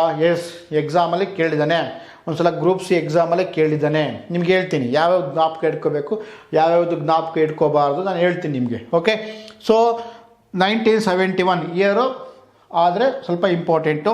1971ನಲ್ಲಿ ಈ 4004ನ ಇಂಟ್ರೊಡ್ಯೂಸ್ ಆಯಿತು. ಅದಾದಮೇಲೆ ನೆಕ್ಸ್ಟ್ ಪ್ರೊಸೆಸರ್ ಬಂದ್ಬಿಟ್ಟು 8008 ಅಂತ ಹೇಳ್ತೀವಿ. 8008 1972 ಮತ್ತು ಇದು ನಿಮಗೆ ಆದರೆ ಜ್ಞಾಪಕ ಇಟ್ಕೊಳ್ಳಿ. Okay, is not important. Okay, is not important ಇದು. ಓಕೆ, 1973 M6800 ನಾವು ಇಂಟ್ರೊಡ್ಯೂಸ್ ಮಾಡ್ಕೊಂಡ್ವಿ. ನಾವು M6800 ಇಂಟ್ರೊಡ್ಯೂಸ್ ಮಾಡ್ಕೊಂಡ್ವಿ. ಓಕೆ, ಈ font you can just remember this one 1973 also. So ಇಲ್ಲ ಅಂತ ನಾನು ಕೆಲವು ಮಾರ್ಕ್ ಮಾಡಿಸ್ತೀನಿ, ಅದನ್ನು ತುಂಬ ಇಂಪಾರ್ಟೆಂಟ್ ನಿಮಗೆ. ಇದು 8080 very very important. Okay, in 1974 8085 very very very important. What you are using present. Okay, ಈಗ ನೀವು ಯಾವ್ದಾದ್ರು ಹೈಯರ್ ಎಜುಕೇಷನ್ಗೆ ಹೋದರೆ BE electronics, MS electronics, BSc background ಏನು ಯೂಸ್ ಮಾಡ್ತಾರೆ, ಇದು ಬೇಸಿಕ್ಸು. ಅದು 8085 ಮತ್ತು 8086 ಇದು ಬೇಸಿಕ್ಸ್ ಮೈಕ್ರೋ ಪ್ರೊಸೆಸರ್ ಅಂತ ಹೇಳ್ತೀವಿ ನಾವು. ಇದನ್ನು ನಾವು ಬೇಸಿಸ್ನೇ ಪ್ರಾಕ್ಟೀಸ್ ಮಾಡೋದು. ಅಂದರೆ MIPI ಅಂತ ಬರುತ್ತೆ, ಮೈಕ್ರೋ ಪ್ರೊಸೆಸರ್ ಕಿಟ್ಟು ಅಂತ. ಸೊ ಅದರಲ್ಲಿ ಇದನ್ನು ಪ್ರಾಕ್ಟೀಸ್ ಮಾಡ್ಕೊತಾರೆ. ಇದರಲ್ಲಿ ಪ್ರಾಕ್ಟೀಸ್ ಲ್ಯಾಬ್ ಎಲ್ಲ ಅಲೋ ಮಾಡ್ತಾರೆ 8085 ಮತ್ತು 8086. ಸೊ ನಿಮ್ಗೆ ಜ್ಞಾಪಕ ಇಡಬೇಕಾಗಿರೋದು 1971ನಲ್ಲಿ 4004 ಮೈಕ್ರೋ ಪ್ರೊಸೆಸರ್, 1972 8008 ಮೈಕ್ರೋ ಪ್ರೊಸೆಸರ್, ಮತ್ತು 1974 8080, ಮತ್ತು 1976 8085. ಓಕೆ, ಮತ್ತು ವೆರಿ ವೆರಿ ಇಂಪಾರ್ಟೆಂಟು 8086 1978. ಓಕೆ, ಅದಾದಮೇಲೆ ಮತ್ತೆ 80186 80286 1979. ಓಕೆ, ಇದಾದಮೇಲೆ ಮೋಸ್ಟ್ ಇಂಪಾರ್ಟೆಂಟ್ 80386. ಓಕೆ, 80386 1981.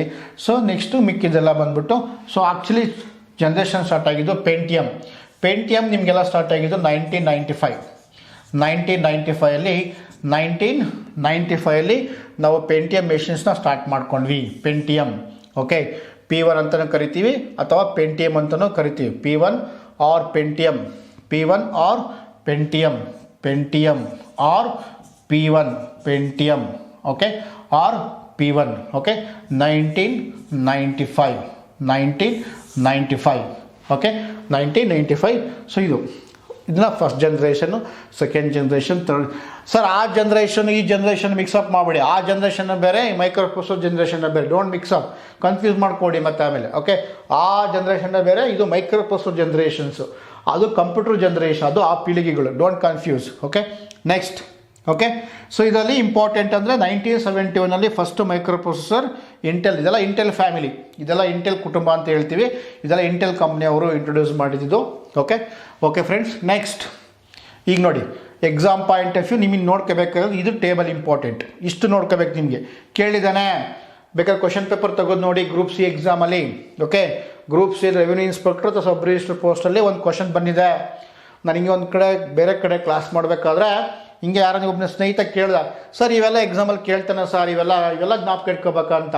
ಎಸ್, ಏನೋ ಹೇಳ್ತಿರೋದು ಸರ್ ನೀವು ಅಂದ. ಇಲ್ಲ, ಆಮೇಲೆ ಹೇಳಿದೆ ಇಲ್ಲ ಇದು ತುಂಬ ಇಂಪಾರ್ಟೆಂಟ್, ಎಕ್ಸಾಮಿಗೆ ಬಂದೇ ಬರುತ್ತೆ ಅಂತ. ಈ ಟಾಪಿಕ್ಸು ಕಾಮನಾಗೆ ಬಿ ಎಲೆಕ್ಟ್ರಾನಿಕ್ಸ್ ಪರ್ಫೆಕ್ಟಾಗಿ ಗೊತ್ತಿರೋರು ಮಾತ್ರ ಆನ್ಸರ್ ಮಾಡ್ತಾರೆ. ಈವನ್ ಬಿ ಎಲೆಕ್ಟ್ರಾನಿಕ್ಸ್ ಸ್ಟೂಡೆಂಟ್ಸ್ ಇದನ್ನು ಕನ್ಫ್ಯೂಸ್ ಮಾಡ್ಕೊತಾರೆ. ಬಟ್ ಎಕ್ಸಾಮಿಗೆ ಬಂದೇ ಬರುತ್ತೆ ಇದು 100%. ನಿಮಗೆ ಕ್ವಶನ್ ಪೇಪರ್ ಟ್ವಿಸ್ಟ್ ಮಾಡಬೇಕು ಅಂತಂದರೆ ಇದನ್ನು ತೆಗಿತಾನೆ. ಹೆಂಗೆ ಕೇಳ್ತಾನೆ ಸರ್ ಅಂದರೆ ಒಂದು ಕ್ವಶನ್ ಕೇಳಿದಾನೆ, ಬೇಕಾದ್ರೆ ತೆಗೆದು ನೋಡಿ. So which of the following is not a micro processor ಅಂತ ಕೇಳಿದಾನೆ friends. Which of the following is not a micro processor. ಅವನೇನು ಮಾಡಿದ, ಈ ಥರ ಕೇಳಿದಾನೆ, ಅವ್ನು ಹಿಂಗೆ ಕೊಟ್ಟಿದ್ದಾನೆ ಅವನು 8008. Okay, A 8008, next B 8080, C 80846, okay, D 8086. Which of the following is not a micro processor? Which of the following is not a micro processor? Which of the following is not a micro processor ಅಂತ ಕೇಳಿದ್ದಾನೆ friends. Okay, ಒಂದು first one ಏನು ಬರ್ದಿ ನಾನು 80, okay, so 8008. Second one ಏನು ಬರ್ದಿ ನಾನು 8080. Third one ಏನು ಬರ್ತಿದ್ದೀನಿ 80846, 80846. Okay, D ಅಂದರೆ ಫೋರ್ತ್ ಒನ್ ಏನು ಬರ್ತೀನಿ ನಾನು 8086. ಎಕ್ಸಾಮಲ್ಲಿ ಈ ಥರ ಒಂದು ಕ್ವಶನ್ ಬಂದಿದೆ, ಗ್ರೂಪ್ ಸಿ ಎಕ್ಸಾಮಲ್ಲಿ ಕೇಳಿದ್ದಾನೆ. 100% ಇದನ್ನು ನಿಮ್ಗೆ ಯಾರೂ ಮಾಡೋದಿಲ್ಲ, ಯಾವ ಕ್ಲಾಸಲ್ಲೂ ಮಾಡೋದಿಲ್ಲ ಯಾರೂ. ಓಕೆ, ಸಿ ಕ್ವಶನ್ ಬಂದಿದೆ, ಅದಕ್ಕೋಸ್ಕರ ನಿಮ್ಗೆ ಹೇಳ್ತಾ ಇದ್ದೀನಿ ನಾನು. Okay, which of the following is not a micro processor? ಈ ಕೆಳಗಿನವುಗಳಲ್ಲಿ ಈ ಮೈಕ್ರೋ ಪ್ರೊಸೆಸರ್ ಯಾವುದು ಅಲ್ಲ ಅಂತ ಕೇಳಿದ್ದಾನೆ. ಓಕೆ, 8008 ಇದೆಯಲ್ವಾ, ನೋಡಿದೆ 1972 ಅಲ್ಲಿ ಅಲ್ವಾ, ಇದೆಯಲ್ವೇಂದ್ರಿ 8008 ಇದೆ. ನೆಕ್ಸ್ಟ್ 8080 ಇದೆಯಲ್ವೇಂದ್ರಿ 1974 ಇದೆ ಅಲ್ವಾ, ಸೊ 8080 ಇದೆ ಅಲ್ವಾ. ಮತ್ತು ಇಲ್ಲದ್ದು ಯಾವುದು 80846, 80846 ಇದು ಟೇಬಲಲ್ಲಿ ಇಲ್ಲ. ಓಕೆ, ಮತ್ತು 8086 ಇದೆಯಲ್ವಾ, ಎಸ್ ಇದೆ, 8086 ಇದೆ, 1978 ಇಂಟ್ರೊಡ್ಯೂಸ್ ಮಾಡಿದ್ದಾರೆ. ಇದು 8 ಅಂದರೆ, ಸೊ ನಮ್ಗೆ ಆನ್ಸರ್ ಯಾವುದು ಹಂಗಾರೆ ಇದು 80846, 80846. Which of the following is not a micro processor? ಇದು ಒಂದು ಕ್ವಶನ್ ಬಂದಿದೆ. ಓಕೆ, ಸೊ ಅದಕ್ಕೋಸ್ಕರ ಈ ಟೇಬಲ್ ತುಂಬ ಇಂಪಾರ್ಟೆಂಟು. ಸರ್ ಇವೆಲ್ಲ ಜ್ಞಾಪಕ ಇಟ್ಕೋಬೇಕಾ? ಎಸ್, ತುಂಬ ಇಂಪಾರ್ಟೆಂಟು. ಅಟ್ಲೀಸ್ಟ್ ನೀವು ಇಲ್ಲಿಂದ ಜ್ಞಾಪಕ ಇಟ್ಕೊಳ್ಳಿ. ಆಮೇಲೆ ಬಿಟ್ ಸೈಜಿಗೆ ಕೇಳಿದ್ದಾನೆ ಒಂದು ಎಕ್ಸಾಮಲ್ಲಿ, ನಿಮಗೆ ಬಿಟ್ ಸೈಜಿಗೆ ಕೇಳಿದ್ದಾನೆ ಫ್ರೆಂಡ್ಸ್. ಓಕೆ, ನಿಮಗೆ ಬಿಟ್ ಸೈಜ್ ಎಷ್ಟು ಅಂತ ಕೇಳಿದ್ದಾನೆ.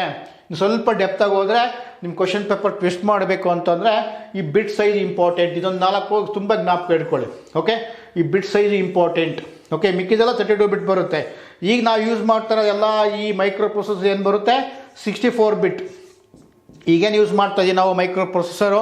ಈ ಪ್ರೆಸೆಂಟ್ ನಾವೇನು ಯೂಸ್ ಮಾಡ್ತಾ ಇದೀವಿ ಈಗ Core i3, Core i5, Core i7 ಅಂತ ಏನು ಹೇಳ್ತೀವಲ್ಲ, ನೋಡಿ ನಿಮ್ಮ ಲ್ಯಾಪ್ಟಾಪ್ ನಿಮ್ಮ ಕಾನ್ಫಿಗರೇಷನ್ ನೋಡ್ಕೊಳ್ಳಿ. Core i3, Core i5 ಮತ್ತು Core i7 ಅಂತ ಮೈಕ್ರೋ ಪ್ರೊಸೆಸರ್ ಏನೇನಿದೆ ನಾವು ಈಗ ಯೂಸ್ ಮಾಡ್ತಾ ಇರೋದೆಲ್ಲ 64 ಬಿಟ್ಟು. ಸೊ ಹಳೇದೆಲ್ಲ ಬಂದುಬಿಟ್ಟು 32 ಬಿಟ್. ಅಪ್ ಟು ವಿಂಡೋಸ್ ಓಕೆ 95, 98 ಬಂದ್ಬಿಟ್ಟು 32 ಬಿಟ್ ಬರುತ್ತೆ. ವಿಂಡೋಸ್ XPನೂ 32 ಬರುತ್ತೆ. ವಿಂಡೋಸ್ 7 ಬಂದ್ಬಿಟ್ಟು 64 ಬಿಟ್ ಆಗುತ್ತೆ, 64 ಬಿಟ್. ಓಕೆ, ಅದನ್ನು ಬಿಟ್ ಸೈಜ್ ಅಂತ ಕರಿತೀವಿ, ಬಿಟ್ ಸೈಜ್ ಅಂತ ಕರಿತೀವಿ. ಇದು ಈ ಟೇಬಲ್ ಇಷ್ಟು ತುಂಬ very very very very very important.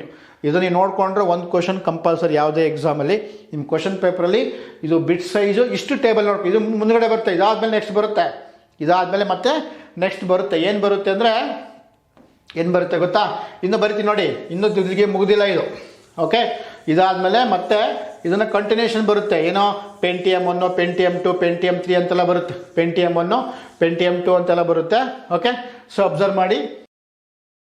P1 ಅಂದರೆ Pentium 1, P2 means Pentium 2, right. Next P3 Pentium 3.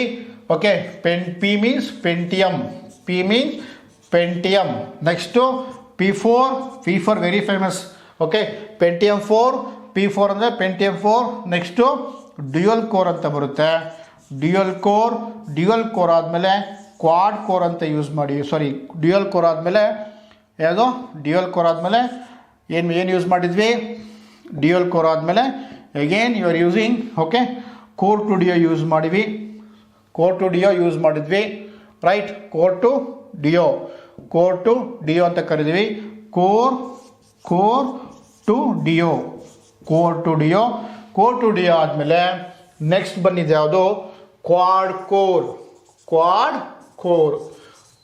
Core ಅಲ್ಲಿ ಯೂಸ್ ಮಾಡಿದ್ದು ಕೋರ್ i3 ಆದಮೇಲೆ ನೆಕ್ಸ್ಟ್ ಯೂಸ್ ಮಾಡಿದ್ದು core i5, next core i7. ಈಗ ಲೇಟೆಸ್ಟ್ ನೀವೇ ಹೇಳಬೇಕು, ನೀವೇ ಬರೀರಿ ಅದು. ಓಕೆ, ಅದು ನೀವೇ ಬರೀಬೇಕು. ಇವಾಗ ಯಾವುದು ಮೈಕ್ರೋ ಪ್ರೊಸೆಸರ್ನ ಯೂಸ್ ಮಾಡ್ತಾ ಇದ್ದೀವಿ ಲೇಟೆಸ್ಟು. ಓಕೆ, ಸೊ ಇವೆಲ್ಲ ಬಂದ್ಬಿಟ್ಟು, ಸೊ ಇವೆಲ್ಲ ಇಲ್ಲಿದ್ದ ಈ dual core, quad two duo, quad core ಅಂತ ಏನು ಹೇಳಿದೆ ಅಲ್ವಾ, ಇವೆಲ್ಲ ಬಂದ್ಬಿಟ್ಟು 64 bit micro processor. 64 bit micro processor 64 bit micro processor ಎಲ್ಲ 64 ಬಿಟ್ ಬರುತ್ತೆ. ಅವೆಲ್ಲ ಇವೆಲ್ಲ ಪೆಂಟಿಯಮ್ 4 32 ಬಿಟ್ ಬರುತ್ತೆ. 32 ಬಿಟ್. Okay, P1 P2 P3 P4 32 ಬಿಟ್ಟು, P1 P2 okay, P1 right, P1 observe ಮಾಡಿ, P1 P2 ಇವೆಲ್ಲ ಬಂದ್ಬಿಟ್ಟು 32 ಬಿಟ್ ಅಂತ ಹೇಳ್ತೀವಿ. 32 ಬಿಟ್. ಬಟ್ ಇವೆಲ್ಲ ಡ್ಯುಯಲ್ ಕೋರಿಂದ ನೋಡಿದ್ದು 64 ಬಿಟ್ ರೈಟ್. ಇವೆಲ್ಲ 64 ಬಿಟ್ ಅಂತ ಹೇಳ್ತೀವಿ. 64 ಬಿಟ್. ಓಕೆ, ಯಾವುದು? Dual core two duo, quad core i3, core i5, core i7. Okay, so ಇವು evolution of micro processor or okay ಏನೋ ಎವಲ್ಯೂಷನ್ ಆಫ್ ಮೈಕ್ರೋ ಪ್ರೊಸೆಸರ್ನ ಚರಿತ್ರೆ ಅಂತಲೇ ಹೇಳೋದು. ಎಲ್ಲ ಇಂಟೆಲ್ ಫ್ಯಾಮಿಲಿಯವರು, ಇದೆಲ್ಲ ಇಂಟೆಲ್ ಕಂಪ್ನಿಯು. Okay, so exam point of view ಈ ಚಾರ್ಟು ತುಂಬ ವೆರಿ ವೆರಿ ವೆರಿ ಇಂಪಾರ್ಟೆಂಟ್. ಈ ಚಾರ್ಟು ನಿಮಗೆ ತುಂಬ ಇಂಪಾರ್ಟೆಂಟು ರೈಟ್. ಸೊ ಇದು 4004 ಇದೊಂದು ನೀವು ತುಂಬ ಇಂಪಾರ್ಟೆಂಟು. 4004, 8008, 8080, 8085, 8085 ಮತ್ತು 8086 ಈ ಪ್ರೆಸೆಂಟ್ ನಾವು ಕಾಲೇಜ್ಗಳಲ್ಲಿ ನಾವು ಯೂಸ್ ಮಾಡ್ತೀವಿ. ಮೈಕ್ರೋ ಪ್ರೊಸೆಸರ್ ಕಿಟ್ ಅಂತ ಕೊಡ್ತಾರೆ, ಅದರಲ್ಲಿ ನಾವು ಪ್ರಾಕ್ಟೀಸ್ ಮಾಡ್ಕೋಬೇಕಿದ್ದು ಬೇಸಿಕ್ ಮೈಕ್ರೋ ಪ್ರೊಸೆಸರ್ ಅಂತ ಹೇಳ್ತೀವಿ. 8085 ಮತ್ತು 8086, 80286 ರೈಟ್, 80386, 80486 ಓಕೆ, 80856 ಪೆಂಟಿಯಮ್ ರೈಟ್, 9093 ಮತ್ತು ಆ bit size very very important. The first micro processor ಯಾವುದು? Which is the first micro processor? The first micro processor is Intel right, Intel okay 4004 micro processor. Intel 4004 micro processor. Okay friends, next right same Pentium pro 1995, Pentium 2, Pentium Pro, nothing but Pentium P1, right? 1997, 32 bit. Pentium 3, 32 bit. Pentium 4, P4 ಅಂತ ಕರಿತೀವಿ. Pentium 4, okay? Next, Itanium, Pentium M processors, Pentium 4 and Xenon, Pentium D, dual core, core to Duo, quad core, core i3, core i5, core i7, okay? ನೀವು exam point of view ಇದನ್ನು ಆದರೆ ಜ್ಞಾಪಕ ಇಟ್ಕೊಳ್ಳಿ. ಇಲ್ಲಾಂದರೆ first ಏನು chart ತೋರಿಸ್ತೆ up to Pentium. Okay, up to Pentium very very important. Up to Pentium exam point of view very very very very important. Okay ಸ್ನೇಹಿತರೆ. Okay, next ಇಲ್ಲಿ move to fifth generation computers. What are the important okay features of fifth generation computers? ಏನು, ಎಲ್ಲಿಂದ ಎಲ್ಲಿಗೆ? Present and beyond ಅಂತ ಹೇಳ್ತೀವಿ. Present ಏನು fifth generation computers ಏನು ಹೇಳ್ತೀವಿ ನಾವು? ಪ್ರೆಸೆಂಟ್ ಆ್ಯಂಡ್ ಬಿಹಾಂಡ್ ಅಂತ ಹೇಳ್ತೀವಿ. ಪ್ರೆಸೆಂಟ್ ಆ್ಯಂಡ್ ಬಿಹಾಂಡ್ ಇಲ್ಲಿವರೆಗೂ ಮತ್ತು ಹಿಂದಿನವರೆಗೂ, ಓಕೆ ಮುಂದಿನವರೆಗೂ ಏನೋ right. Important features of fifth generation systems ಅಂದರೆ 5ನೇ ಪೀಳಿಗೆಯ ಗುಣಲಕ್ಷಣಗಳು ಯಾವುದು ಅಂತಂದರೆ ಯಾವುದು? Major innovations ULSI, ultra large scale integration circuits, very very important major innovations. and ಮತ್ತೆ ಮೇನ್ ಮೆಮೊರಿ ಯಾವುದು? PRAM ಅಂತೆಲ್ಲ ಹೇಳ್ತೀರಲ್ವಾ, ಅದನ್ನ ಇಂಟ್ರೊಡ್ಯೂಸ್ ಮಾಡಿದ್ದು ಯಾವುದರಲ್ಲಿ? ಫಿಫ್ತ್ ಜನರೇಷನ್ ಕಂಪ್ಯೂಟರ್ಸಲ್ಲಿ. PRAM ಅಂತಂದರೆ electrically erasable programmable read only memory. PRAM ಅಂತ ಕರಿತೀವಿ ನಾವು electrically erasable programmable read only memory. Electrically erasable programmable read only memory. ಮತ್ತು ಸಿಮ್ ಅಂಡ್ ಡಿಮ್. ಸಿಮ್ ಅಂತಂದರೆ single inline memory module. SIMM means single inline memory module. DIMM means dual inline memory module. Dual inline memory module. So ಅದು ಎಲ್ಲಿ use ಮಾಡ್ತಾರೆ ಅಂದರೆ mother ಬೋರ್ಡಲ್ಲಿ use ಮಾಡ್ತೀವಿ. ನೀವು RAM ಅಂತ ಕರಿತೀರಲ್ವಾ, ನೋಡಿ ಇವು ಎಲ್ಲ ರ್ಯಾಂಡಮ್ ಆಕ್ಸೆಸ್ ಮೆಮೊರಿ ಅಂತೀರಲ್ವಾ. ಈಗ ನೀವು ಕಾಮನ್ ಆಗಿ ನಿಮ್ಮ ಸಿಸ್ಟಮಲ್ಲಿ ಮೈ ಲ್ಯಾಪ್ಟಾಪ್ ಅಥವಾ ನನ್ನ ಲ್ಯಾಪ್ಟಾಪ್ ನಂದು ಡೆಸ್ಕ್ಟಾಪಲ್ಲಿ 8 GB ರ್ಯಾಮು 16 GB ರ್ಯಾಮ್ ಅಂತ ಹೇಳಿದ್ರೆ ಅದು ರ್ಯಾಮ್ ಎಲ್ಲ ಫಿಕ್ಸ್ ಮಾಡ್ಕೊಳ್ತೀರ ಅಂದರೆ ಇವು ಸ್ಲಾಟಲ್ಲಿ ಅದನ್ನು ಸಿಮ್ ಅಂತ ಕರಿತೀವಿ. ಸಿಮ್ ಅಂದರೆ ಡಿಮ್ ಅಂತ ಕರಿತೀವಿ. ಎಲ್ಲ ಓಲ್ಡ್ ಮಾಡೆಲ್ ಮದರ್ ಬೋರ್ಡ್ಸಲ್ಲಿ ಯೂಸ್ ಮಾಡ್ಕೊತೀವಿ. ಓಲ್ಡ್ ಮಾಡೆಲ್ ಮದರ್ ಬೋರ್ಡ್ಸಲ್ಲಿ ಯೂಸ್ ಮಾಡ್ಕೊತೀವಿ. Single inline memory module. SIMM ಅಂದರೆ single inline memory module. DIMM ಅಂದರೆ dual inline memory module. Dual inline memory module. Right. Next development of storage technology. Okay, ಇದು very very important. ಅಂದರೆ 5ನೇ ಪೀಳಿಗೆಯಲ್ಲಿ ನಾವು ಸ್ಟೋರೇಜ್ ಟೆಕ್ನಾಲಜಿನ ಜಾಸ್ತಿ ಮಾಡ್ಕೊಂಡ್ವಿ. ಮತ್ತು ಏನೀಗ ನೆಟ್ವರ್ಕ್ ಅಂತೆಲ್ಲ ಯೂಸ್ ಮಾಡ್ತಿರಲ್ವಾ, ಇಂಟರ್ನೆಟು. ಇಂಟರ್ನೆಟ್ ಎಲ್ಲ ಯೂಸ್ ಮಾಡ್ತಿರಲ್ಲ ಡೈಲಿ, ವಾಟ್ಸಪ್ಪು ಅದೆಲ್ಲ, ರೈಟ್. ಫೇಸ್ಬುಕ್ಕು, ವಾಟ್ಸಪ್ ಏನು ಯೂಸ್ ಮಾಡ್ತೀರಾ, ಟ್ವಿಟರ್, ಟೆಲಿಗ್ರಾಮ್ಸ್ ಅದೆಲ್ಲ ಇಂಟ್ರೊಡ್ಯೂಸ್ ಆಗಿದೆ ಯಾವುದರಲ್ಲಿ, 5ನೇ ಪೀಳಿಗೆಯಲ್ಲಿ, 5th ಜನರೇಷನ್ ಕಂಪ್ಯೂಟರ್ಸಲ್ಲಿ. Next systems are more reliable, okay, and cheaper. Systems are more reliable and cheaper. Next development of robots. The development of robots assist, okay, human beings. Assist human beings, right? So important features of 5th generation computers. Important features of 5th generation computers. 5th generation computers. Okay, ಇದು 5ನೇ ಪೀಳಿಗೆಯ ಗುಣಲಕ್ಷಣಗಳು. Okay okay friends, next ನೋಡಿ 5ನೇ ಪೀಳಿಗೆಯ ಪ್ರಮುಖ ವೈಶಿಷ್ಟ್ಯತೆಗಳೇನೆಂದರೆ, ಪ್ರಮುಖ ಆವಿಷ್ಕಾರಗಳು ಯಾವ ಮಾಡಿದ್ರು ಅಂತಂದರೆ ULSI ದೊಡ್ಡ ಪ್ರಮಾಣದ ಇಂಟಿಗ್ರೇಟೆಡ್ ಸರ್ಕ್ಯೂಟ್ನ ಇಂಟ್ರೊಡ್ಯೂಸ್ ಮಾಡ್ಕೊಂಡ್ವಿ ನಾವು. ಓಕೆ, ULSI ದೊಡ್ಡ ಪ್ರಮಾಣದ integrated circuit, ultra large scale integrations. ಮತ್ತು ಮುಖ್ಯ ಸ್ಮರಣೆ ಅಂತ ಮೈನ್ ಸ್ಮರಣೆನೋ ಏನೋ ಪ್ರಮುಖ ಪ್ರಾಥಮಿಕ ಸ್ಮರಣೆ ಅಂತ ಏನಿದ್ವಲ್ವ, ಪ್ರೈಮರಿ ಮೆಮೊರಿ ಅಂತೇನು ಕರೀದ್ವಿ, ಅದು EPRAM ಮತ್ತು ಸಿಮ್. EPRAM ಅಂತಂದರೆ electrically ಎರೈಸಬಲ್.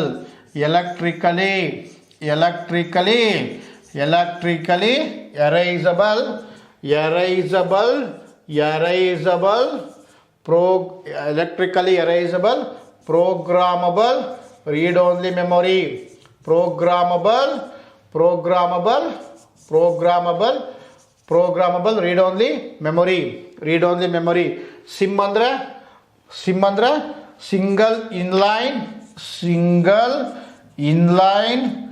Single inline memory module.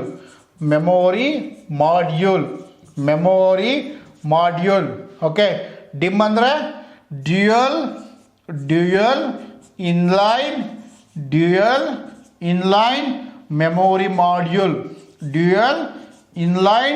Memory module. Okay. So EPRAM ಅಂದರೆ electrically erasable programmable read only memory. Okay, ಅದನ್ನು ಇಲ್ಲಿ ನಾವು ಇಂಟ್ರೊಡ್ಯೂಸ್ ಮಾಡ್ಕೊಂಡ್ವಿ.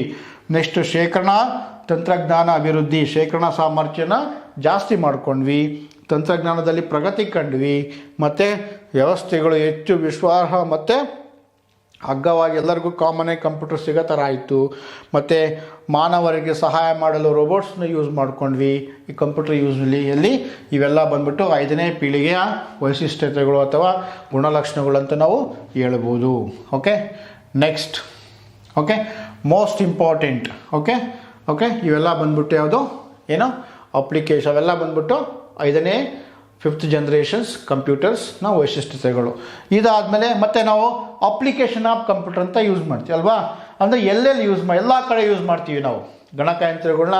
ಎಲ್ಲೆಲ್ಲಿ ಯೂಸ್ ಮಾಡ್ತೀವಿ, ಎಲ್ಲ ಕಡೆ ಯೂಸ್ ಮಾಡ್ತೀವಿ. ಅದರಲ್ಲಿ ಇಂಪಾರ್ಟೆಂಟ್ ಏನು, ಎಲ್ಲೆಲ್ಲಿ ಯೂಸ್ ಮಾಡ್ತೀವಿ, ಕಂಪ್ಯೂಟರ್ ಇನ್ ಎಜುಕೇಷನ್. ಓಕೆ, ಶಿಕ್ಷಣದಲ್ಲಿ ಯೂಸ್ ಮಾಡ್ತೀವಿ ನಾವು. ಸ್ಕೂಲಲ್ಲಿ ಕಾಲೇಜಲ್ಲಿ ಯೂಸ್ ಮಾಡ್ತೀವಿ, ಯೂನಿವರ್ಸಿಟಿಯಲ್ಲಿ ಯೂಸ್ ಮಾಡ್ತೀವಿ. So use in computer in education, school, colleges, universities. Okay, ಮತ್ತು ಕಂಪ್ಯೂಟರ್ ಇಂಡಸ್ಟ್ರಿಯಲ್ ಯೂಸ್ ಮಾಡ್ತೀವಿ. ಆ ಇಂಡಸ್ಟ್ರಿಯಲ್ ಏನಕ್ಕೆ ಯೂಸ್ ಮಾಡ್ತೀವಿ ಅಂತಪ್ಪ ಅಂದರೆ ಇದರಲ್ಲಿ CAD, CAM ಮತ್ತಂತ ಬರ್ತವೆ. CAD ಅಂತಂದರೆ ಕಂಪ್ಯೂಟರ್ ಏಡೆಡ್ ಡಿಸೈನ್ ಅಂತ ಯೂಸ್ ಮಾಡ್ತೀವಿ, use to design develop products. Okay, ಮತ್ತು ಕ್ಯಾಮ್ ಅಂದರೆ ವೆರಿ ಇಂಪಾರ್ಟೆಂಟ್. ಕ್ಯಾಮ್ ನಿಮಗೆ ಅಬ್ರಿವೇಷನ್ಸ್ ಕೇಳ್ತಾನೆ ಎಕ್ಸಾಮ್ ಪಾಯಿಂಟ್ ಆಫ್ ವ್ಯೂ, ಈ ಸ್ವಲ್ಪ ಅಬ್ರಿವೇಷನ್ಸ್ ನೀವು ನೋಡ್ಕೊಳ್ಬೇಕಾಗುತ್ತೆ. ಕ್ಯಾಡ್ ಅಂದರೆ ಕಂಪ್ಯೂಟರ್ ಏಡೆಡ್ ಡಿಸೈನ್ ಅಂತ ಕರಿತೀವಿ. ಕ್ಯಾಮ್ ಅಂದರೆ ಕಂಪ್ಯೂಟರ್ ಏಡೆಡ್ ಮ್ಯಾನುಫ್ಯಾಕ್ಚರಿಂಗ್ ಅಂತ ತೊಗೊತೀವಿ.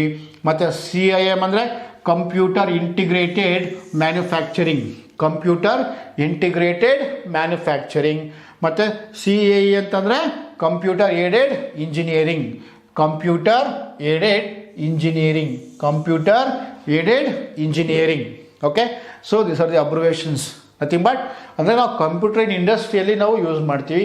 ಅಲ್ಲಿ ಪರ್ಟಿಕ್ಯುಲರ್ ಏನಕ್ಕೆ ಯೂಸ್ ಮಾಡ್ತೀವಿ ಅಂದರೆ ಈ ಸಾಫ್ಟ್ವೇರ್ಸ್ನ ಯೂಸ್ ಮಾಡೋದಕ್ಕೆ. ಕ್ಯಾಡ್, ಕ್ಯಾಮ್, CIM ಮತ್ತು CE, I think civil engineers design ಮಾಡೋದಕ್ಕೆ, ಕನ್ಸ್ಟ್ರಕ್ಷನ್ ಫೀಲ್ಡಲ್ಲಿ ಇವನ್ನೆಲ್ಲ ನಾವು ಯೂಸ್ ಮಾಡ್ಕೊತೀವಿ. ಅಂದರೆ ಕಂಪ್ಯೂಟರ್ಸ್ನ ಇಲ್ಲೆಲ್ಲ ಕಡೆ ಯೂಸ್ ಮಾಡ್ತೀವಿ. ಅಂದರೆ ಕಂಪ್ಯೂಟರ್ ಇಂಡಸ್ಟ್ರಿಯಲ್ಲಿ ಯೂಸ್ ಮಾಡ್ತೀವಿ ಅಂದರೆ CAD, CAM, CIM, okay, CAE. So ಇಲ್ಲೆಲ್ಲ ನಾವು ಡಿಸೈನಿಂಗ್ ಪರ್ಪಸ್ಗೆ ನಾವು ಯೂಸ್ ಮಾಡ್ಕೊತೀವಿ ಅಂತ.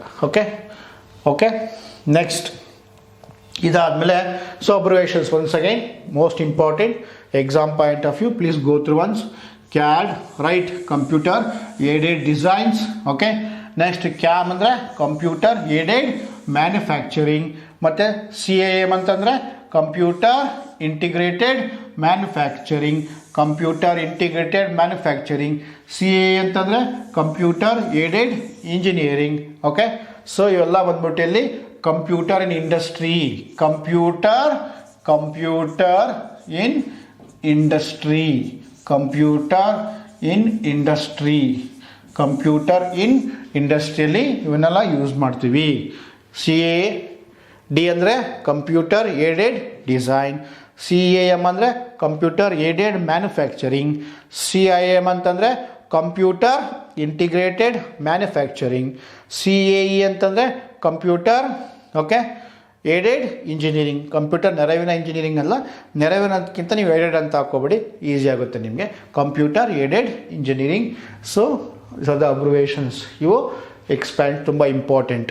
ಓಕೆ, ನೆಕ್ಸ್ಟ್ ಇದಾದಮೇಲೆ ರೈಟ್ ಸೇಮ್. ಮತ್ತು ಇದನ್ನು ನಾವು ಎಲ್ಲಿ ಯೂಸ್ ಮಾಡ್ತೀವಿ? ಅದನ್ನು CAD usually for designing tool develop ಆಗಿ ಯೂಸ್ ಮಾಡ್ಕೊತೀವಿ. ಮತ್ತು ಈ CAM ಎಲ್ಲಿ ಯೂಸ್ ಮಾಡ್ತೀವಿ ಅಂದರೆ ಈ computer manufacturing use to produce them ಎಲ್ಲಿ ಯೂಸ್ ಮಾಡ್ತೀವಿ ಅಂದರೆ ಏರೋಸ್ಪೇಸಲ್ಲಿ ಮತ್ತು ಡಿಫೆನ್ಸಲ್ಲಿ ಯೂಸ್ ಮಾಡ್ಕೊತೀವಿ. ಸ್ವಲ್ಪ ನೀವು ಕಾನ್ಸಂಟ್ರೇಟ್ ಮಾಡ್ಕೊಳ್ಳಿ, ಇದು ಇಂಪಾರ್ಟೆಂಟ್ ಇದು. ಓಕೆ, ಕಾಮನ್ನಾಗಿ ಎಲ್ಲಿ ಯೂಸ್ ಮಾಡ್ತೀವಿ ಇದನ್ನು? ಈ ಕ್ಯಾಮನ್ನು ಎಲ್ಲಿ ಯೂಸ್ ಮಾಡ್ತೀವಿ ಅಂತಂದರೆ ಈ ಡಿಫೆನ್ಸ್ ಮತ್ತು ಏರೋಸ್ಪೇಸಲ್ಲಿ ನಾವು ಯೂಸ್ ಮಾಡ್ಕೊತೀವಿ. ಡಿಫೆನ್ಸ್ ಮತ್ತು ಏರೋಸ್ಪೇಸಲ್ಲಿ ನಾವು ಯೂಸ್ ಮಾಡ್ಕೊತೀವಿ. ಏರೋಸ್ಪೇಸ್, ಡಿಫೆನ್ಸು ಮತ್ತು ಹಡಗು ನಿರ್ಮಾಣದಲ್ಲಿ ಯೂಸ್ ಮಾಡ್ಕೊತೀವಿ. ಆಟೋಮೊಬೈಲ್ಸಲ್ಲಿ ಯೂಸ್ ಮಾಡ್ತೀವಿ. ಮತ್ತು ರೈಲು ಮತ್ತು ಕೈಗಾರಿಕೆಗಳಲ್ಲಿ ಯೂಸ್ ಮಾಡ್ತೀವಿ. ರೈಟ್, ಉದ್ಯಮದಲ್ಲಿ ಬಳಸಲಾಗುತ್ತೆ. ಯಾವುದು? ಕ್ಯಾಮ್, ಏನೋ computer aided manufacturing, computer aided manufacturing, computer aided manufacturing. ಮತ್ತು ಮೋಸ್ಟ್ ಇಂಪಾರ್ಟೆಂಟ್ ಅಂತಂದರೆ ಯಾವುದು? Computer right aided integrated manufacturing. CAM ಅಂತಂದರೆ computer integrated manufacturing, computer integrated manufacturing. Okay, CAM ಅಂತಂದರೆ ರೈಟ್ ಇಡೀ ಸಿಯಲ್ಲಿ ಯೂಸ್ ಮಾಡ್ತೀವಿ ಇದನ್ನು. CAM ಇಡೀ ಉತ್ಪಾದನಾ ಪ್ರಕ್ರಿಯೆಯನ್ನು ನಿಯಂತ್ರಿಸಲು ಕಂಪ್ಯೂಟರ್ಗಳನ್ನು ಬಳಸುವ ತಂತ್ರವಾಗಿದೆ. CAM ಅಂದ್ರೇನು? CAM ಇದು ಒಂದು ಕಂಪ್ಯೂಟರ್ನ ಉತ್ಪಾದನಾ ಪ್ರಕ್ರಿಯೆಯನ್ನು ನಿಯಂತ್ರಿಸೋದಕ್ಕೆ ಯೂಸ್ ಮಾಡ್ತೀವಿ. ಇದನ್ನು ಸಾಮಾನ್ಯವಾಗಿ ಎಲ್ಲಿ ಯೂಸ್ ಮಾಡ್ತೀವಿ? ಕಾರ್ಖಾನೆಗಳಲ್ಲಿ ಮತ್ತು ವಿಶ್ಲೇಷಣೆ, ರೈಟ್, ಮತ್ತು ಲೆಕ್ಕಶಾಸ್ತ್ರ, ವೆಚ್ಚದ ಲೆಕ್ಕಶಾಸ್ತ್ರ, ಮತ್ತು ವಿನ್ಯಾಸ, ವಿತರಣೆ, ದಾಸ್ತಾನು, ಮತ್ತು ನಿಯಂತ್ರಣ ಯೋಜನೆ, ಮತ್ತು ಖರೀದಿ ಮುಂತಾದ ಕಾರ್ಯಗಳಿಗೆ ನಾವು ಸ್ವಯಂಚಾಲಿತಗೊಳಿಸಲು ಬಳಸುತ್ತೇವೆ. ಯಾವುದು? CIM. ಓಕೆ, ಆಮೇಲೆ ಇನ್ನೊಂದು last one CAE in computer aided engineering. ಇದರಲ್ಲಿ ಯೂಸ್ ಮಾಡ್ತೀವಿ ಅಂತಂದರೆ ಎಲೆಕ್ಟ್ರಾನಿಕ್ಸಲ್ಲಿ ಗ್ರಾಹಕರು, ಸರಕುಗಳು ಮತ್ತು ಎಲೆಕ್ಟ್ರಾನಿಕ್ಸ್, ಇಂಧನ, ಸಸ್ಯ ಇಂಜಿನಿಯರಿಂಗು ಮತ್ತು ಹೆಚ್ಚು ಸಂಪೂರ್ಣ ವಿದ್ಯುತ್ ಸಸ್ಯಗಳಂತಹ ದೊಡ್ಡ ಸಂಕೀರ್ಣ ರಚನೆಗೆ ಮತ್ತು ಉತ್ಪನ್ನಕ್ಕೆ ಜೊತೆಗೆ ಮತ್ತು ವಿವಿಧ ಪರಿಸರಗಳಿಗೆ ಉತ್ಪನ್ನಗಳನ್ನು ತಯಾರಿಸಲು ನಾವು ಇದನ್ನು ಯೂಸ್ ಮಾಡ್ಕೊತೀವಿ. ಯಾವುದು? CAE, computer aided engineering. So ಇವೆಲ್ಲ ಅಬ್ರಿವೇಷನ್ ಇಂಪಾರ್ಟೆಂಟ್. ಡೆಫಿನೇಷನ್ ಓದ್ಕೋಬೇಕಾ? ಇಲ್ಲ. ಬಟ್ ಇದು ಎಕ್ಸ್ಪ್ಲನೇಷನ್ ಕೇಳ್ತಾರೆ, ಅಬ್ರಿವೇಷನ್ಸ್ ಇಂಪಾರ್ಟೆಂಟು. ಇದು ನಿಮಗೆ ಎಕ್ಸ್ಪ್ಲನೇಷನ್ ಏನು ಬೇಕಾಗೋದಿಲ್ಲ, ಬಟ್ ನಿಮಗೆ ಇದು ಅಬ್ರಿವೇಷನ್ಸ್ ವೆರಿ ವೆರಿ ಇಂಪಾರ್ಟೆಂಟ್. ಅಬ್ರಿವೇಷನ್ಸು ಇದನ್ನು ಜ್ಞಾಪಕ ಇಟ್ಕೊಳ್ಳಿ. CAM ಅಂದ್ರೇನು, ಓಕೆ, CAD ಅಂದ್ರೇನು, ರೈಟ್? ಇವು ನಿಮಗೆ important. Exam point of view ಇದು ನಿಮ್ಗೆ important. Only abbreviations very very important. Abbreviations very very important ಸ್ನೇಹಿತರೆ. ಓಕೆ, ಆಯ್ತಲ್ವಾ? ನೆಕ್ಸ್ಟ್ ಇದಾದಮೇಲೆ ನೆಕ್ಸ್ಟ್ ನೋಡಿ ಇನ್ನೆಲ್ಲಿ ಯೂಸ್ ಮಾಡ್ತೀವಿ ಇದೆಲ್ಲ? 5th generation. ಓಕೆ, ಸೊ ನೋಡಿ ಇಲ್ಲಿ ಏನು ಮಾಡ್ತೀವಿ ಮತ್ತು ಇವೆಲ್ಲ ಅಪ್ಲಿಕೇಶನ್ಸ್ ಎಲ್ಲೆಲ್ಲಿ ಯೂಸ್ ಮಾಡ್ತೀವಿ ನಾವು? ನೆಟ್ವರ್ಕ್ ಇನ್ ಟೆಕ್ನಾಲಜಿಲಿ ಯೂಸ್ ಮಾಡ್ಕೊತೀವಿ. Robots, assistant to women beings ಅಲ್ಲೆಲ್ಲ ನಾವು ಕಂಪ್ಯೂಟರ್ ಯೂಸ್ ಮಾಡ್ಕೊತೀವಿ ಅಲ್ವಾ? ನೆಟ್ವರ್ಕಿಂಗಲ್ಲಿ ಯೂಸ್ ಮಾಡ್ಕೊತೀವಿ. ಮತ್ತು robots to assistant women beings, okay, ಅಲ್ಲೂ ನಾವು ಕಂಪ್ಯೂಟರ್ನ ಯೂಸ್ ಮಾಡ್ಕೊತೀವಿ, ರೈಟ್? ಓಕೆ, ಆಯ್ತಲ್ವಾ? ಇದಾದಮೇಲೆ next one second. Okay, so ಆಮೇಲೆ ಕಂಪ್ಯೂಟರ್ ಇನ್ ಬಿಸ್ನೆಸ್ಸಲ್ಲಿ ಯೂಸ್ ಮಾಡ್ತೀವಿ ನಾವು. ಓಕೆ, ಕಂಪ್ಯೂಟರ್ ಇನ್ ಬಿಸ್ನೆಸ್ ಏನಕ್ಕೆ ಯೂಸ್ ಮಾಡ್ತೀವಿ? ಮಾರ್ಕೆಟಿಂಗ್ ಪರ್ಪಸ್ಗೆ ಯೂಸ್ ಮಾಡ್ತೀವಿ.